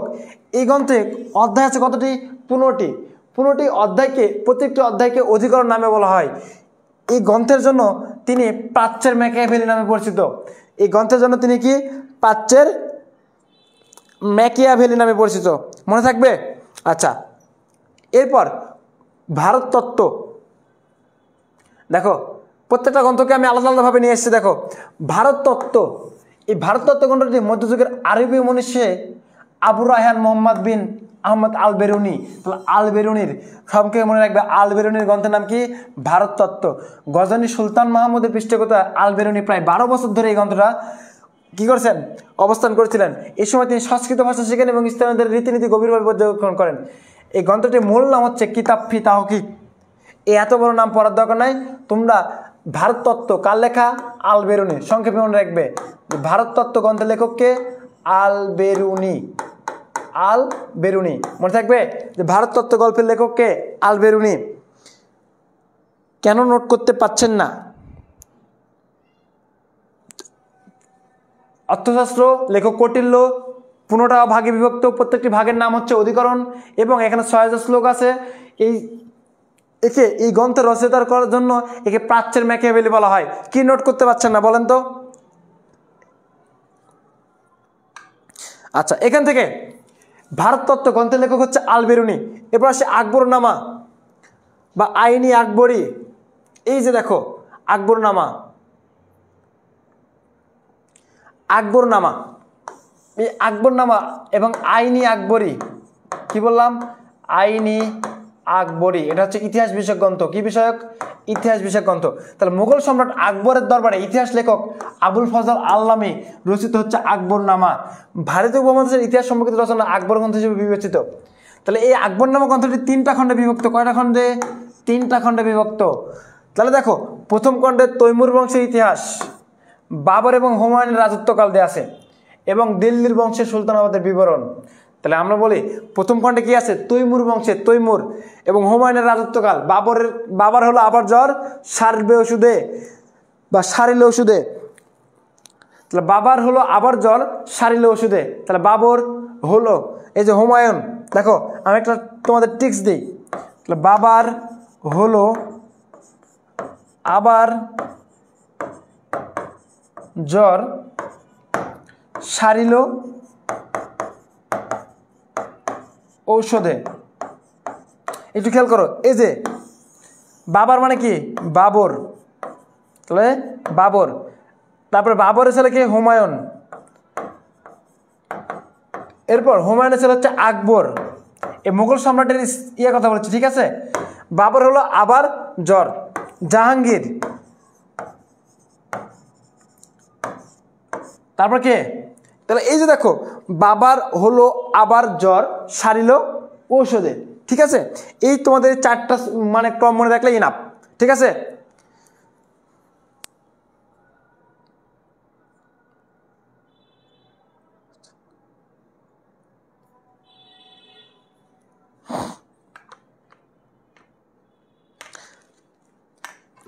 তাহলে দেখো এই যে দেখো আকবরনামা, ঠিক আছে? আকবরের দরবারে এই গ্রন্থটা 3টা খণ্ডে বিভক্ত। কয়টা খণ্ডে? 3টা খণ্ডে। গ্রন্থের লেখককে পুরো আবুল ফজলের পুরো নাম কি? আবুল ফজল আল্লামী। শেষ। এবার আসি দেখো বাঙালি রেনেসা। এবার কি বলতো? বাঙালি রেনেসা। দেখো একটু খেয়াল করো, বাঙালি রেনেসা। রেনেসা মানে কি ভাই? রেনেসা মানে হচ্ছে পুনর্জন্ম বা নবজাগরণ। তাহলে নবজাগরণ, রেনেসা মানে কি? নবজাগরণ বা পুনর্জন্ম। মনে থাকবে, রেনেসা মানে হচ্ছে কি নবজাগরণ বা পুনর্জন্ম। তাহলে রেনেসা, বাঙালি রেনেসা 19 শতকে বঙ্গদেশে পাশ্চাত্য সংস্কৃতির প্রভাবে সামাজিক, রাজনৈতিক, সাংস্কৃতিক এবং এগুলোর দরকার নাই, এগুলোর দরকার নাই। তোমরা খালি মনে রাখবে যে রেনেসা মানে কি, রেনেসা মানে কি নবজাগরণ।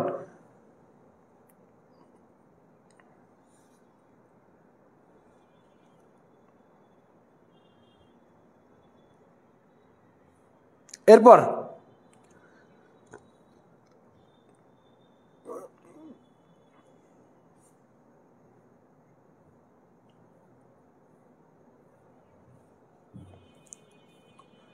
এই যেখানে দেখো কি বলছে, 1926 সালে ঢাকার প্রতিষ্ঠিত মুসলিম সাহিত্য সমাজের মুখপাত্র হিসেবে প্রকাশিত শিক্ষা পত্রিকার এই গ্রন্থগুলো কিন্তু খুবই গুরুত্বপূর্ণ, ঠিক আছে? তাহলে তোমরা এটা একটু নোট করে নাও, এটা দ্রুত একটু নোট করে নাও, দ্রুত নোট করে নাও, সবাই নোট করো, এটা খুবই গুরুত্বপূর্ণ। যেগুলো হাইলাইট করা আছে দেখো সেগুলো একটু নোট করো দ্রুত।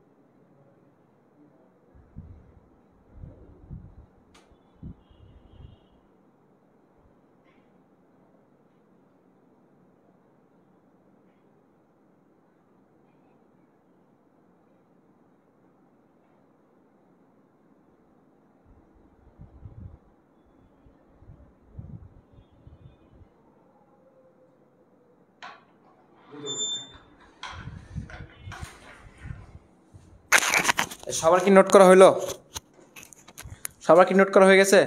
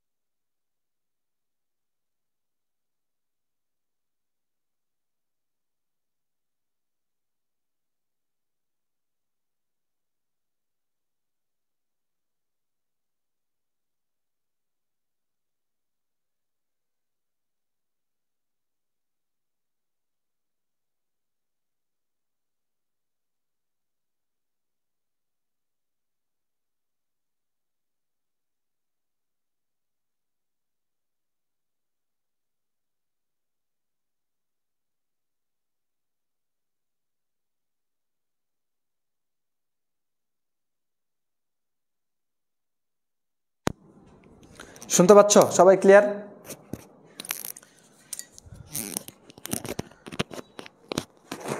সাউন্ড কি ক্লিয়ার? এবার সাউন্ড কি ক্লিয়ার?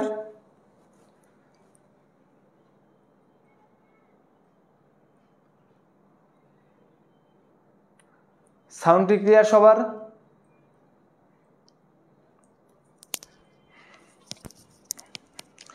সাউন্ড কি ক্লিয়ার?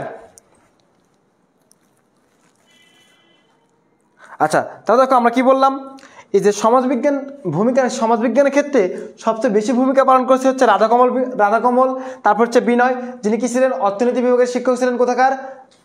কলকাতা বিশ্ববিদ্যালয়ে। এবার আসে ক্লদ লেভি স্ট্রস। এই ব্যক্তি সবচেয়ে অবদান বেশি বাংলাদেশের সমাজবিজ্ঞান চর্চার ক্ষেত্রে, যদি সবচেয়ে বেশি অবদান থাকে সেই ব্যক্তিটা হচ্ছে ক্লদ লেভি স্ট্রস। এই ক্লদ লেভি স্ট্রস ইউনেস্কো, অর্থাৎ ইউনেস্কো যে সংস্থা আছে, এই সংস্থাকে বলছে যে বাংলাদেশের সমাজবিজ্ঞান নামে একটা আলাদা বিজ্ঞান করা জরুরি। যখন ইউনেস্কো একটা টিম পাঠালো পরিদর্শনে যে সমাজবিজ্ঞান বিভাগ নামে আলাদা বিজ্ঞান প্রতিষ্ঠা করার দরকার আছে কিনা, এই টিম যখন পাঠায় তখন ক্লদ লেভি স্ট্রস যখন বাংলাদেশের সংস্কৃতি দেখে বলছে যে বাংলাদেশ হচ্ছে সমাজবিজ্ঞান এবং নৃবিজ্ঞানীদের স্বর্গস্বরূপ বলে মন্তব্য করেছিলেন। এই ক্লদ লেভি স্ট্রস একে নাজমুল করিমকে বলছিলেন যে বাংলাদেশের সমাজবিজ্ঞান একটা বিভাগ হবে, আলাদা বিভাগ হবে, এই আশ্বাসটা দিয়েছিলেন। তারপর যখন সমাজবিজ্ঞান বিভাগ চালু হলো 1957 সালে বা 1957-58 শিক্ষাবর্ষে যখন সমাজবিজ্ঞান বিভাগ চালু হলো, এই সমাজবিজ্ঞান বিভাগ আগে কিন্তু রাষ্ট্রবিজ্ঞান বিভাগের মধ্যে পড়ানো হতো। তাহলে সমাজবিজ্ঞান বিভাগ কাদের মধ্যে পড়ানো হতো? রাষ্ট্রবিজ্ঞানের মধ্যে। সমাজবিজ্ঞানে কিন্তু তখন কোনো শিক্ষক ছিল না। তখন প্রথম যে বাঙালি অধ্যক্ষ ছিল সেটা হচ্ছে কে?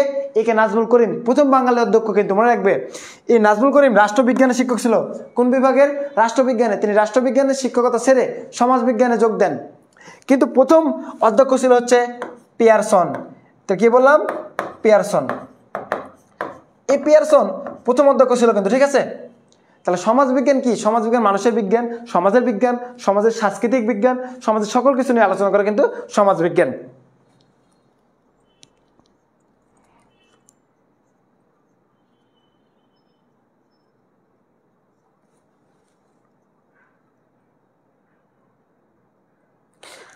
কিছু বুঝতে পারেননি? কি বুঝতে পারেননি বলেন? কি বুঝতে পারেননি বলেন?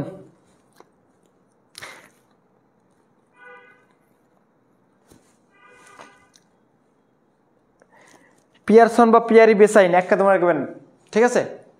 পিয়ারি বেসাইন অথবা পিয়ারসন এক কথা মনে রাখবেন। পিয়ারি বেসাইন বা পিয়ারসন। আচ্ছা, এবার আসে আমরা কিন্তু এবার এমসিকিউ সলভ করব, ঠিক আছে?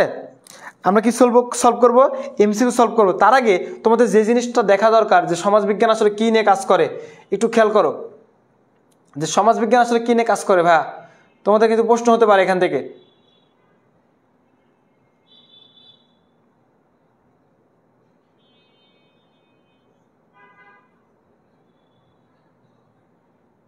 এই যে দেখো, সমাজবিজ্ঞান পাঠের প্রয়োজনীয়তা, অর্থাৎ সমাজবিজ্ঞান কী কী কাজে, মানে সমাজবিজ্ঞান তুমি কেন পাঠ করবে। তাহলে সমাজবিজ্ঞান হচ্ছে, দেখো, সমাজবিজ্ঞান হচ্ছে সমাজকে জানা যায়। তাহলে সমাজবিজ্ঞান সমাজ সম্পর্কে পরিপূর্ণ জ্ঞান অর্জন করা যায়। তার মানে তুমি যদি সমাজবিজ্ঞান পড়ো তাহলে সমাজ সম্পর্কে জানতে পারবে, সমাজের কালচার, একটা সমাজে কী কী মানে নিয়ম আছে, নীতি আছে, এগুলো তুমি জানতে পারবে। তারপর সামাজিক শ্রেণীর স্বরূপ বিশ্লেষণ করা যায়। তাহলে সামাজিক শ্রেণী কি? এখানে সকল শ্রেণী পেশার মানুষ বাস করে না, তাই তুমি সামাজিক শ্রেণী অর্থাৎ প্রত্যেক সামাজিক শ্রেণী বা সোশ্যাল ক্লাস তুমি জানতে পারবে। এরপর আদর্শ সমাজ গঠন, কিভাবে একটা আদর্শ সমাজ গঠন করা যায়, তাহলে কিভাবে একটা আদর্শ সমাজ গঠন করা যায় এই সম্পর্কে কিন্তু তুমি জানতে পারবে। এবার আসে উন্নয়ন পরিকল্পনা গ্রহণ এবং বাস্তবায়ন করতে পারবে। কৃষি কাঠামো বিশ্লেষণ করা, তাহলে কৃষি কাঠামো বিশ্লেষণ করতে পারবে তুমি। তারপর সামাজিক সমস্যার স্বরূপ বিশ্লেষণ করতে পারবে। তাহলে সামাজিক বিভিন্ন সমস্যা থাকে না, যেমন যৌতুক সমস্যা, এটা কিন্তু একটা সামাজিক সমস্যা, ঠিক আছে? তাহলে সামাজিক সমস্যা এবং এর প্রতিকার করতে পারবে তুমি। তাহলে সামাজিক সমস্যা এবং এর প্রতিকার করতে পারবে। এরপর বাংলাদেশের সমাজ কাঠামো সম্পর্কে জানতে পারবে। তাহলে তুমি যদি সমাজ বিজ্ঞান পড়ো তাহলে সমাজের সংস্কৃতি জানতে পারবে, সমাজের মানুষ সম্পর্কে জানতে পারবে, সমাজের বিভিন্ন শ্রেণী সম্পর্কে জানতে পারবে, সমাজের রীতিনীতি সম্পর্কে জানতে পারবে, তারপর সামাজিক সমস্যা সম্পর্কে জানতে পারবে। এরপর বাংলাদেশের সামাজিক পরিবর্তন সম্পর্কে জানতে পারবে এবং ব্যক্তির মানসিক উৎকর্ষ সাধন করতে পারবে। বুঝা গেছে? তাহলে এই বিষয়গুলো তুমি কিন্তু করতে পারবে। তাহলে আমরা একটু এই অধ্যায়ের সবাই একটু বিরতি নিই নাকি?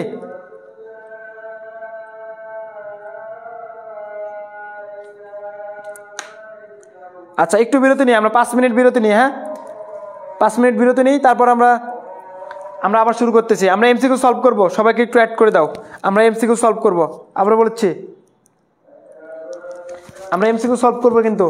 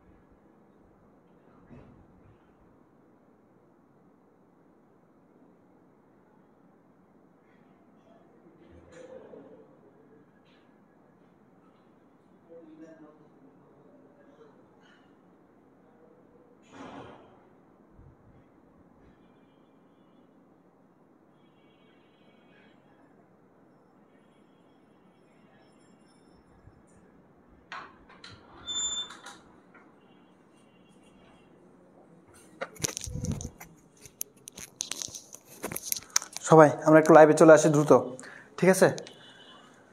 দ্রুত লাইভে চলে আসি সবাই একটু।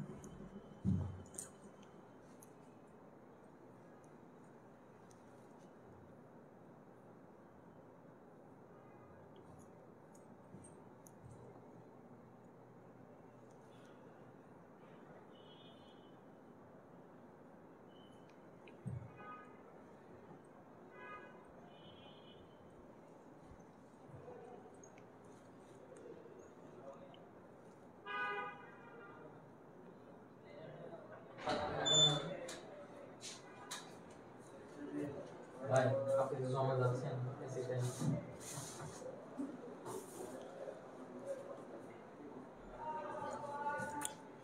কই ভাইকে ডাক দেন তো একটু, এটা আসেনি কোনো।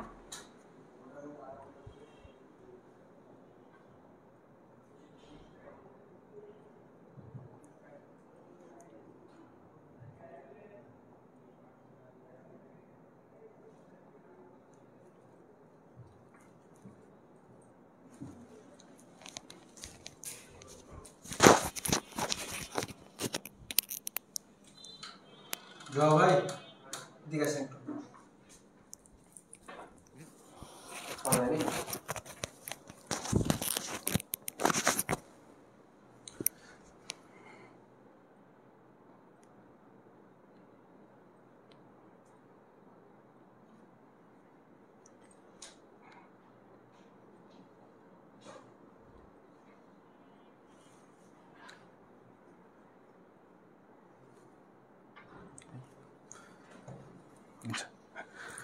আটকাই দেন ঘরটা। এটা তো হয়েছে না, এটা তো আবার এটার সাথে ওটা আসছে ভালো কি? এটা এসছে আবার, সব একই জিনিস আসছে নাকি? ওটা আরেকবার দেন নাহলে, এটা তো আসার কথা না।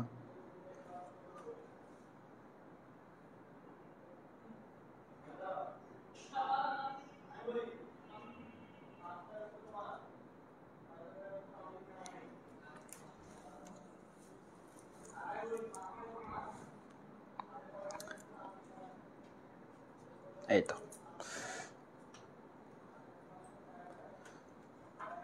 আচ্ছা, তাহলে দেখো আমরা এখন একটু এমসিকিউ গুলো সলভ করি। হ্যাঁ, এই অধ্যায়ের সবচেয়ে গুরুত্বপূর্ণ এমসিকিউ গুলো আমরা কিন্তু সলভ করব। সবাই একটু দ্রুত জয়েন হয়ে যাও, যারা এখনো জয়েন হওনি নামাজের পর তারা দ্রুত একটু জয়েন হয়ে যাই আমরা, ঠিক আছে? আমরা এমসিকিউ সলভ করব। দেখো দ্রুত সবাই দ্রুত একটু জয়েন হয়ে যাও, আমরা এমসিকিউ সলভ করব, ঠিক আছে?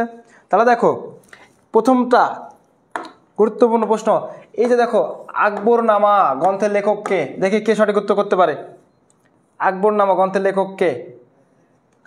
1 নাম্বার নাইম হাসান বলছে 1-এর খ, অঙ্কন হাসান বলছে 1-এর খ, মঞ্জিল আক্তার বলছে লাল চা দুধ চা।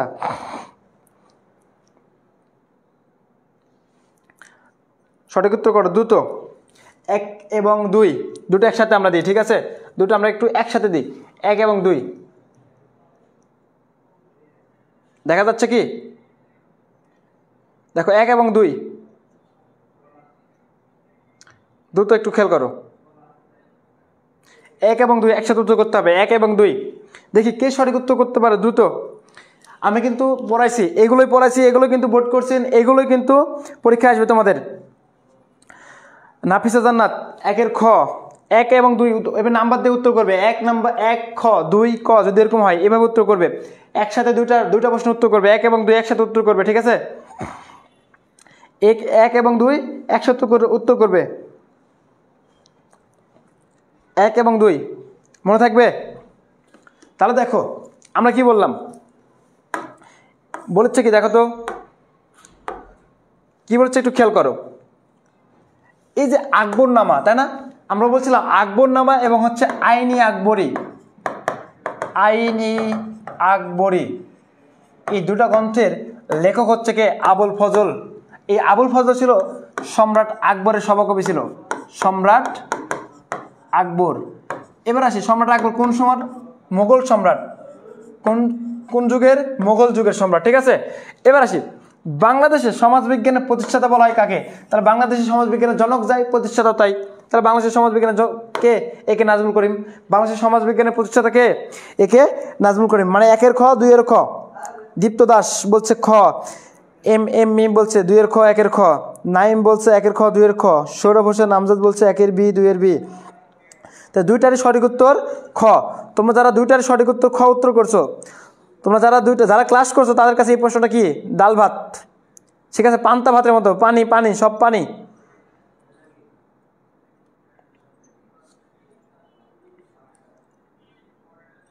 তাহলে দেখো একটু খেয়াল করো,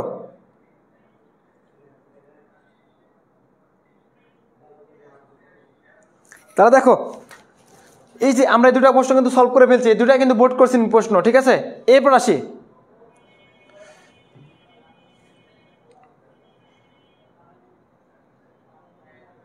এরপর 3 নাম্বার সমাজবিজ্ঞান সমীক্ষণ বইটির রচয়িতা কে? দেখি সমাজবিজ্ঞান সমীক্ষণ বইটির রচয়িতা কে? দেখি কে পারে? সমাজবিজ্ঞান সমীক্ষণ বইটির রচয়িতা কে? দ্রুত 3 নাম্বার উত্তর করি আমরা। সমাজবিজ্ঞান সমীক্ষণ, সমাজবিজ্ঞান সমীক্ষণ গ্রন্থটির রচয়িতা কে? আমি কিন্তু আলোচনা করেছি ক্লাসে, ঠিক আছে? সমাজবিজ্ঞান সমীক্ষণ গ্রন্থটির রচয়িতা কে? দেখি কে পারে উত্তর করতে। সবার প্রথম সঠিক উত্তর কে করে দেখি। 3 এর ক আসলে কে করছে দেখি। সমাজবিজ্ঞান সমীক্ষণ, সমাজবিজ্ঞান সমীক্ষণ, এই যে দেখো এই যে সমাজবিজ্ঞান সমীক্ষণ গ্রন্থটার লেখক হচ্ছে একে নাজমুল করিম, অর্থাৎ 3 এর ক। আচ্ছা এই নাজমুল করিম 3টা গ্রন্থ লিখছে। কয়টা গ্রন্থ লিখছে? 3টা, ঠিক আছে? তার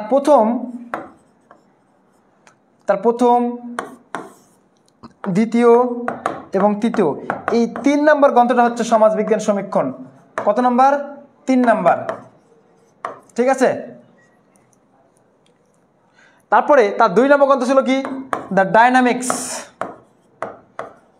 dynamic change of society, the dynamic change of society. আর প্রথম গ্রন্থের নাম কি ছিল বলো তো? ওই যে তোমার হচ্ছে কি সোশ্যালজি হচ্ছে ইন্ডিয়া, পাকিস্তান এবং হচ্ছে বাংলাদেশ, ঠিক আছে? এই 3টা, তার প্রথম 3টা গ্রন্থ ছিল তো টোটাল। এরপর আসি 4 নম্বর প্রশ্নে আসি আমরা।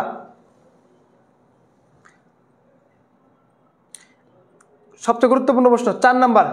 ঢাকা বিশ্ববিদ্যালয়ে সমাজবিজ্ঞান বিভাগ কত সালে প্রতিষ্ঠিত হয়?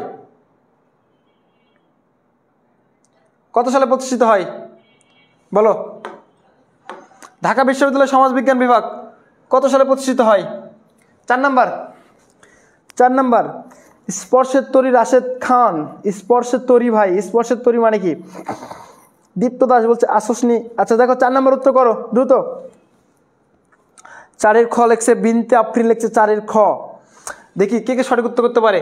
ঢাকা বিশ্ববিদ্যালয়ের সমাজবিজ্ঞান বিভাগ কত সালে চালু হয় বা প্রতিষ্ঠিত হয়? কত সালে? এটা কিন্তু আমি পড়াইছি ভাই, সবগুলো কিন্তু বোর্ড করছেন। জান্নাত আক্তার বলছে 4 এর এ, ফারানাইতি বলছে 1957। আচ্ছা একটু খেয়াল করো আমি কি বললাম? ঢাকা বিশ্ববিদ্যালয়ে সমাজবিজ্ঞান বিভাগ কত সালে চালু হয়? তাহলে আমি বলছিলাম 1957-58 শিক্ষাবর্ষে। 1957-58 শিক্ষাবর্ষে। তোমরা কনফিউশন হয়ে অনেকে 58 দেখাচ্ছ, আসলে 58 হবে না, উত্তর হবে 1957, মানে খ নম্বর উত্তর হবে, ঠিক আছে? এটা এবার বলি এই 1957 সালে ঢাকা বিশ্ব প্রথম সমাজবিজ্ঞান বিভাগ চালু হয়। সমাজবিজ্ঞান বিভাগ চালু হয় কত সালে? 1957 সালে। এর আগে সমাজবিজ্ঞান বিভাগ ছিল হচ্ছে রাষ্ট্রবিজ্ঞানের মধ্যে। কার মধ্যে? রাষ্ট্রবিজ্ঞানের মধ্যে ছিল, মনে থাকবে? এর আগে কার মধ্যে ছিল? রাষ্ট্রবিজ্ঞানের মধ্যে ছিল।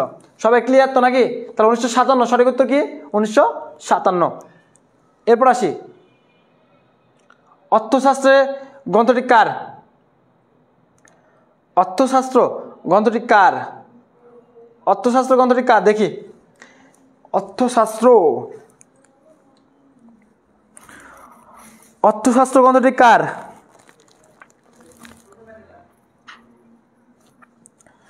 এরপর 7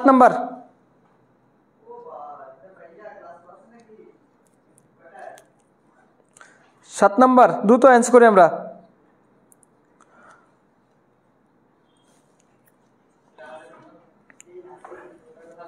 অর্থশাস্ত্র গ্রন্থটি কার? অর্থশাস্ত্র গ্রন্থটি কার? দ্রুত উত্তর করি, ঠিক আছে? তাহলে দেখো, অর্থশাস্ত্র গ্রন্থটি হচ্ছে কৌটিল্যের। এই কৌটিল্যের আরেকটা নাম ছিল কি বলতো? চাণক্য। কি নাম ছিল? চাণক্য। এই কৌটিল্য যে অর্থশাস্ত্র লিখছে এটা হচ্ছে রাষ্ট্র বিষয়ক মানে গ্রন্থ, ঠিক আছে? কি বিষয়ক বলতো? রাষ্ট্র বিষয়ক। আচ্ছা, এবার একটু খেয়াল করো, এই গ্রন্থে শ্লোক আছে 6000। কত শ্লোক আছে? 6000 শ্লোক আছে। আচ্ছা, আরেকটু খেয়াল করো, 6000 শ্লোক আছে। এর গ্রন্থে ভাগ আছে 15টা। প্রত্যেকটা ভাগকে অধিকরণ নামে নামকরণ করা হয়েছে। কি নামে? অধিকরণ নামে। তার আমরা বললাম অর্থশাস্ত্র লেখক হচ্ছে কে? কৌটিল্য। কৌটিল্যের আরেকটা নাম কি? চাণক্য। এই কৌটিল্য কে ছিল? সম্রাট আকবরের সভাকবি ছিল, ঠিক আছে? এই চাণক্য যে কৌটিল্য মানে অর্থশাস্ত্র গ্রন্থটা লিখছে, এই গ্রন্থ হচ্ছে রাষ্ট্র বিষয়ক গ্রন্থ। এই গ্রন্থে 6000 শ্লোক ছিল এবং 15টি অধ্যায় বিভক্ত ছিল। প্রত্যেকটা অধ্যায় অধিকরণ নামে নামকরণ করা হয়েছে। মনে থাকবে? প্রত্যেকটা অধ্যায় কি নামে নামকরণ করা হয়েছে? অধিকরণ নামে নামকরণ করা হয়েছে। সবাই ক্লিয়ার? এই চাণক্যকে মানে এই কৌটিল্যকে আবার কি বলা হয়? প্রাচ্যের ম্যাকিয়াভেলি বলা হয়। এই গ্রন্থের রচনার জন্য তাকে প্রাচ্যের ম্যাকিয়াভেলি বলা হয়। মনে থাকবে? প্রাচ্যের ম্যাকিয়াভেলি বলা হয় তাকে এই গ্রন্থ রচনার জন্য।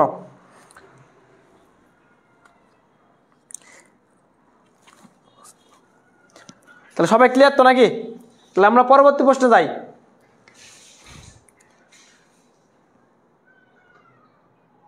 বাংলাদেশকে সমাজবিজ্ঞানী এবং নৃবিজ্ঞানের স্বর্গস্বরূপ বলে মন্তব্য করেছেন কে? বাংলাদেশকে সমাজবিজ্ঞানী এবং নৃবিজ্ঞানীদের স্বর্গস্বরূপ বলে মন্তব্য করেছেন কে? প্রশ্ন নাম্বার হচ্ছে 8, ঠিক আছে? বাংলাদেশকে সমাজবিজ্ঞানী এবং নৃবিজ্ঞানীদের স্বর্গস্বরূপ বলে মন্তব্য করেছেন কে? এই কথাটা কিন্তু আমি বলেছি, এটা পরীক্ষা আসবে, আবার বলছি। সাবরিনা আক্তার বলছে ক। দেখি কে সঠিক উত্তর করতে পারে। হ্যাঁ, শেষ করবো, কয়েকটা এমসিকিউ করার পরে শেষ করে দেবো আমরা, ঠিক আছে? প্রায় শেষের পথে। তাহলে আমরা বলছি, দেখো, বাংলাদেশকে সমাজবিজ্ঞানী এবং নৃবিজ্ঞানীদের স্বর্গস্বরূপ বলছে কে? Claude Levy-Strauss. ইনি যখন ইউনেস্কোকে নিয়ে যখন বাংলাদেশে আসে, বাংলাদেশের উপজাতিদের বৈচিত্র্য দেখে তিনি বাংলাদেশকে সমাজবিজ্ঞানী এবং নৃবিজ্ঞানীদের স্বর্গস্বরূপ বলে মন্তব্য করেছেন। এরপর দেখো, ভারতীয় উপমহাদেশের সমাজবিজ্ঞান চিন্তার ইতিহাস কত বছরের পুরনো? এই প্রশ্নটা কিন্তু আমি বলেছি অলরেডি। তাহলে কত নম্বর? দেখো 9 নম্বর। দেখি 9 নম্বর যে সঠিক উত্তর করতে পারবে তার সে বুঝতে পারবে যে আসলে সে ক্লাস করছে মনোযোগ দিয়ে। দেখি 9 নম্বর যে সঠিক উত্তর করতে পারবে তাহলে বুঝতে পারবো যে সে আসলে মনোযোগ দিয়ে ক্লাস করছে, ঠিক আছে? দেখি 9 নম্বর কে সঠিক উত্তর করতে পারো তোমরা? 9 নম্বর। তো দেখো 9 নম্বর কি হবে? দ্রুত উত্তর করো। ভারতীয় উপমহাদেশের সমাজচিন্তার ইতিহাস কত বছরের পুরনো? তাহলে সমাজচিন্তার ইতিহাস কত বছরের পুরনো? 9 খ। নাফিসা জান্নাত বলছে 9 খ। মোবাশ্বির আলম মহিমা বলছে 9 খ। সাবরিন আক্তার বলছেন খ। আচ্ছা, এই যে প্রায় 2000 বছরের পুরনো। কত হাজার বছরের? প্রায় 2000 বছরের পুরনো। এটা আমরা কিন্তু পড়েছি অলরেডি, তাই না? তা যারা খ উত্তর করছো সবাই সঠিক। এরপর বাংলাদেশের সমাজবিজ্ঞান প্রতিষ্ঠার সাথে কোন নামটি জড়িত? দেখো, বাংলাদেশের সমাজবিজ্ঞান প্রতিষ্ঠার ক্ষেত্রে কোন নামটি সরাসরি জড়িত? কোন নামটি সরাসরি জড়িত বলো দেখি। 10 নম্বর কে উত্তর করতে পারে? 10 নম্বর। বাংলাদেশের সমাজবিজ্ঞান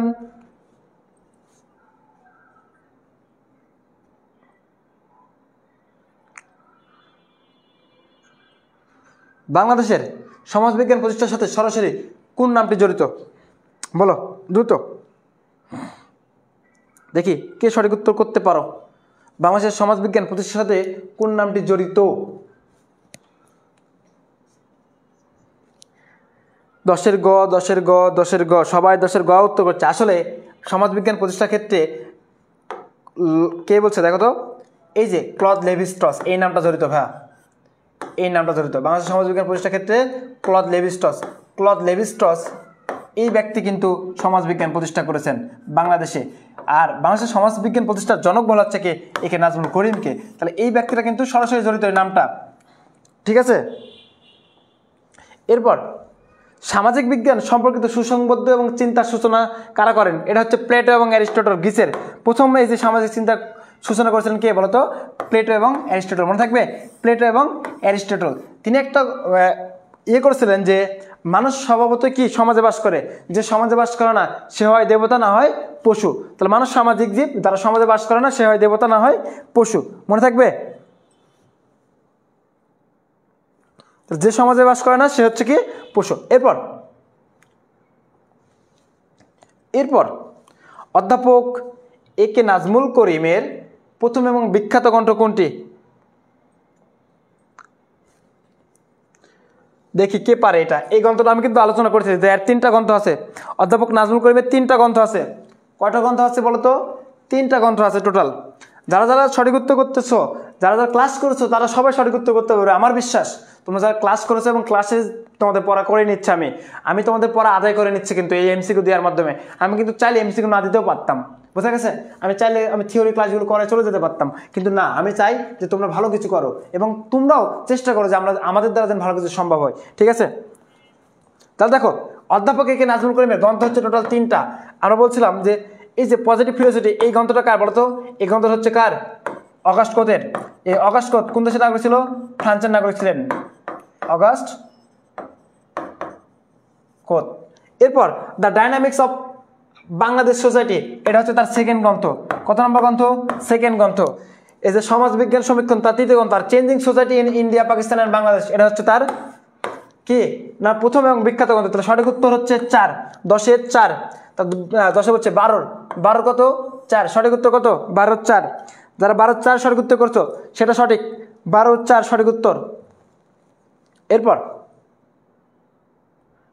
এই দুইটা 13 এবং 14, 13 এবং 14 উত্তর করি আমরা একসাথে, দ্রুত একসাথে দ্রুত উত্তর করি। 13 এবং 14, 13 এবং 14 আমরা একসাথে দ্রুত উত্তর করি। 13 এবং 14 মনে থাকবে। 13 এবং 14 বলছে ঢাকা বিশ্ববিদ্যালয়ের স্বতন্ত্র বিভাগ হওয়ার পূর্বে সমাজবিজ্ঞান বিভাগ কোন বিষয়ের অন্তর্ভুক্ত ছিল ভাইয়া? তাহলে আমরা কি বলছি দেখো, ঢাকা বিশ্ববিদ্যালয়ে স্বতন্ত্র বিভাগ মানে সমাজবিজ্ঞান নামে স্বতন্ত্র বিভাগ চালু হওয়ার আগে সমাজবিজ্ঞান কোন বিভাগের অন্তর্ভুক্ত ছিল? দেখি কে সঠিক উত্তর করতে পারে। 12 তো হয়ে গেছে। 13 আর 14 এবং 14 নম্বর কি বলছে দেখো, 14 নম্বর বলছে যে কত সালে অধ্যাপক নাজমুল করিম সমাজবিজ্ঞান বিভাগের দায়িত্ব গ্রহণ করেন? দুটা গুরুত্বপূর্ণ প্রশ্ন, 13 এবং 14। 13 সি এবং 14 এ। 13 সি, 14 কত? 14, 13 গ, 14 ক।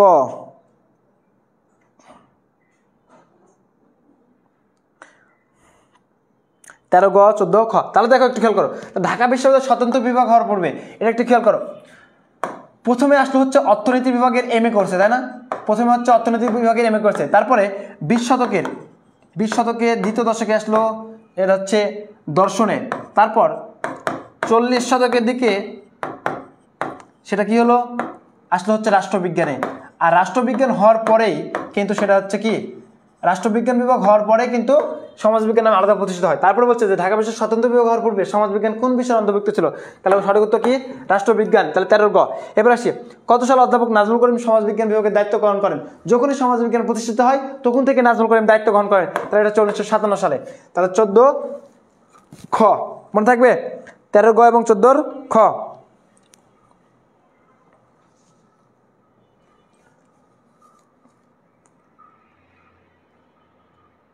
এটা তোমরা এমতে পারবে 15 নাম্বার। 15 নাম্বার তোমরা এমনিতেই পারবে, 15 নাম্বার মানে চোখ বন্ধ করে তোমরা উত্তর করতে পারবে। দেখো 15 নাম্বার কি বলছে, 15 নাম্বার চোখ বন্ধ করে উত্তর করতে পারা যাবে ভাইয়া। দেখো 15 নাম্বার চোখ বন্ধ করে উত্তর করতে পারবে তোমরা এমনিতেই। দেখো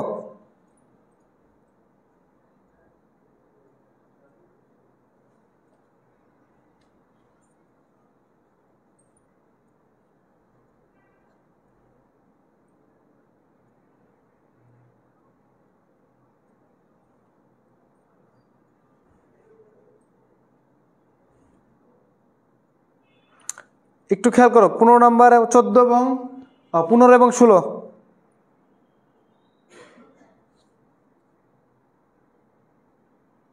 15 এবং 16,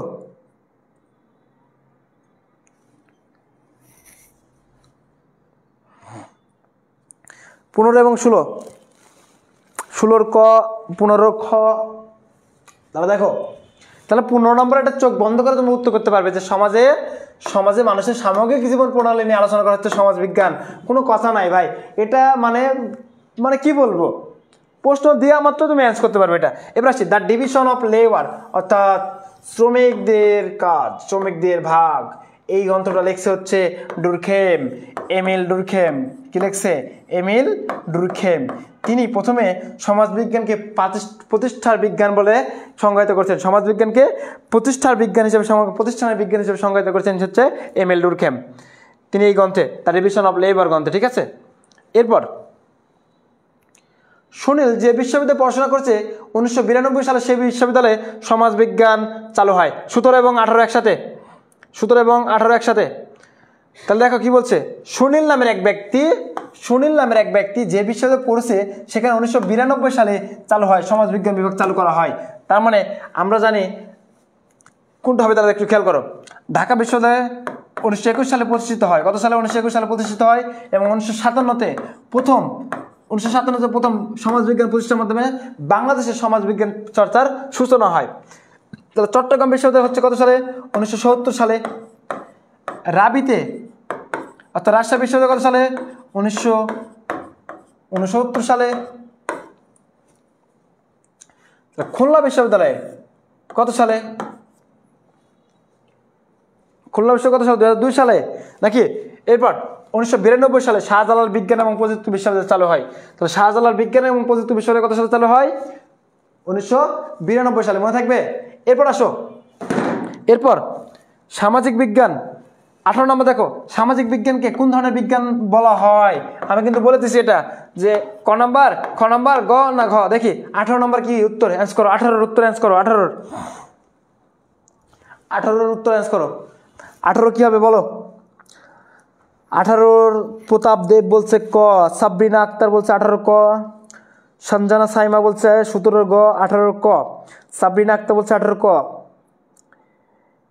আদিকা বিনতে আফসা বলছে 17 গ, কাজী সাইমা 17 গ 18 ক, মুবাসসির আলম মহিমা 17 গ 18 ক, সাবরিনা আক্তার বলছে 18 ক। আচ্ছা, তাহলে একটু খেয়াল করো যে সামাজিক বিজ্ঞান কোন ধরনের বিজ্ঞান? সামাজিক বিজ্ঞান হচ্ছে মূল্যবোধ নিরপেক্ষ বিজ্ঞান, ঠিক আছে। সমাজ বিজ্ঞানকে মূল্যবোধ নিরপেক্ষ বিজ্ঞান বলা হয়। কেন বলা হয়? কারণ অন্যান্য বিজ্ঞানের চাইতে এর প্রয়োগগত দিকটা আলাদা। তাই জন্য কে বলছে মূল্যবোধ নিরপেক্ষ বিজ্ঞান, ঠিক আছে। সমাজ বিজ্ঞান হচ্ছে মূল্যবোধ নিরপেক্ষ বিজ্ঞান। কেন বলা হচ্ছে? কারণ অন্যান্য বিজ্ঞানের চাইতে এর প্রয়োগগত দিকটা আলাদা। তাহলে একটু খেয়াল করো, এরপরের প্রশ্ন আমরা কি বলছে দেখো। এরপরের এমসিকিউ যাই আমরা। সোসাইটি গ্রন্থের রচয়িতাকে মানুষ স্বভাবতই, একটু খেয়াল করো 19 এবং 20 দুটো প্রশ্ন আছে দেখো, একটা 19 একটা হচ্ছে 20। 19 নম্বর কি বলছে? সোসাইটি গ্রন্থের রচয়িতাকে। এটা সোসাইটি গ্রন্থের রচয়িতাকে যারা সমাজবিজ্ঞান পড়ছো, যারা একদিন হলেও পড়ছো সমাজবিজ্ঞান, তাদের পারার কথা। যে মিষ্টি মেয়ে বলছে এত কমেন্ট করি ভাইয়া আপনার চোখে পড়ে না একটা বারো। এই যে এটাই তো চোখে পড়ে গেল, মিষ্টি মেয়ে তোমার নাম কি মিষ্টি? হাবিব আক্তার বলছে 18 ক, জাকিয়া তাসকিন বলছে ক, শ্যামলী রানী বলছে 17 গ 18 ক। শেষ করবো ভাইয়া, শেষ করবো, আর একটু আছে, ঠিক আছে, শেষ করে দেব। আর বেশি দেরি নাই, আর 5-6 মিনিট ক্লাস হবে। দীপ্ত দাস বলছে 19-এর গ। জাকিয়া জান্নাত বলছে সেম। এত কমেন্ট করি জাকিয়া জান্নাত, এসে কমেন্ট পড়ে ফেললাম তোমার, ঠিক আছে? তোমরা যারা বলতেছো ভাই কমেন্ট পড়েন, কমেন্ট তো পড়বোই রে ভাই। তোমরা সঠিক উত্তর করো, যত বেশি উত্তর করবে তত বেশি কমেন্ট পড়বো তোমাদের। তারপরে দেখো সোসাইটি গ্রন্থের রচয়িতা হচ্ছে ম্যাকাইবার এবং পেজ। তাহলে সোসাইটি গ্রন্থের রচয়িতা থাকে ম্যাকাইবার এবং পেজ। এবার আসি 20 নম্বর, যেটা আমি ব্যাখ্যাতে বলে দিলাম, মানুষ স্বভাবতই সামাজিক জীব। কারণ মানুষ স্বভাবতই সামাজিক জীব। যে সমাজে বাস করে না সে হয় পশু, না হয় দেবতা। কথাটা কে বলেছেন? তাহলে যে সমাজে বাস করে না সে হয় কি? পশু, না হয় দেবতা। তো যে সমাজে বাস করে সে হয় পশু, না হয় দেবতা। তাহলে এই যে 19 আর 20-এর উত্তর আমরা পেয়ে গেলাম। এরপর আসি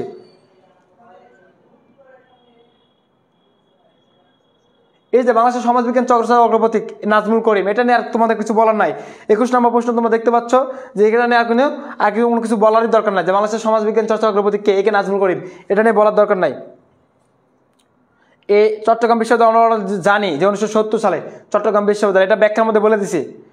এবার দেখো এই ব্যাখ্যার মধ্যে আমি বলে দিছি যে চট্টগ্রাম বিশ্ববিদ্যালয় কত সালে হয়, কারণ আমরা জানি চট্টগ্রাম বিশ্ববিদ্যালয় 1970 সালে হয়, এটা তো ব্যাখ্যার মধ্যে বলে দিছি আমরা। তাহলে চট্টগ্রাম বিশ্ববিদ্যালয় কত সালে হয়? 1900। এপে সানি বলছে আমার কমেন্ট দেখলো না। দেখলাম ভাই, দেখলাম তোমাদের এই যে এই কমেন্টটাই দেখে ফেললাম। নাফিসা জান্নাত বলছে 21-এর গ।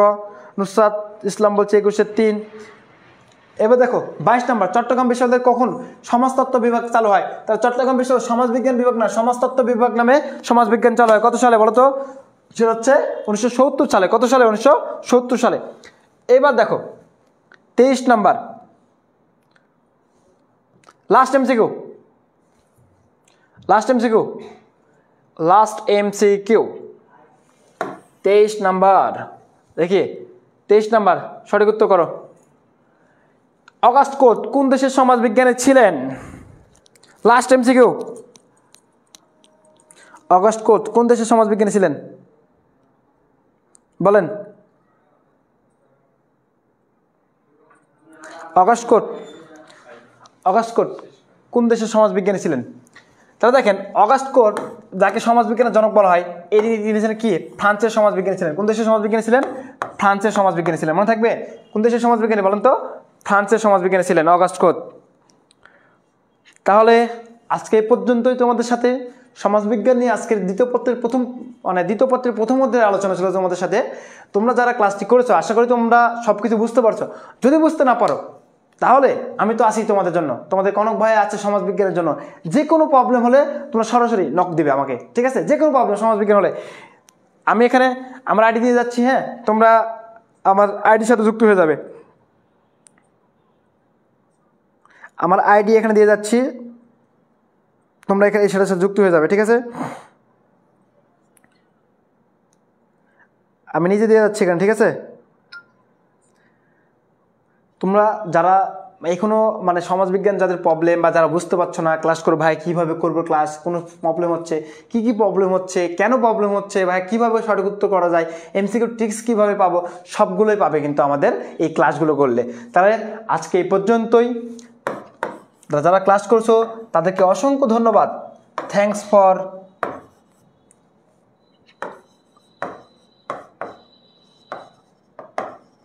যারা ক্লাস করছো তাদেরকে আমার পক্ষ থেকে ধন্যবাদ। যারা ক্লাস নোট করছো তোমরা অবশ্যই গ্রুপে পোস্ট করবে ক্লাস নোটগুলো, ঠিক আছে?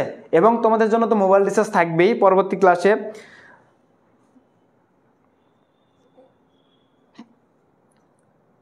সাবিয়া আফরিন বলছে আমি অ্যাড আছি। আচ্ছা, তোমরা সবাই একটু অ্যাড হয়ে যাবে, ঠিক আছে? ধন্যবাদ সবাইকে। ভালো থাকো, সুস্থ থাকো। দেখা হচ্ছে পরবর্তী ক্লাসে।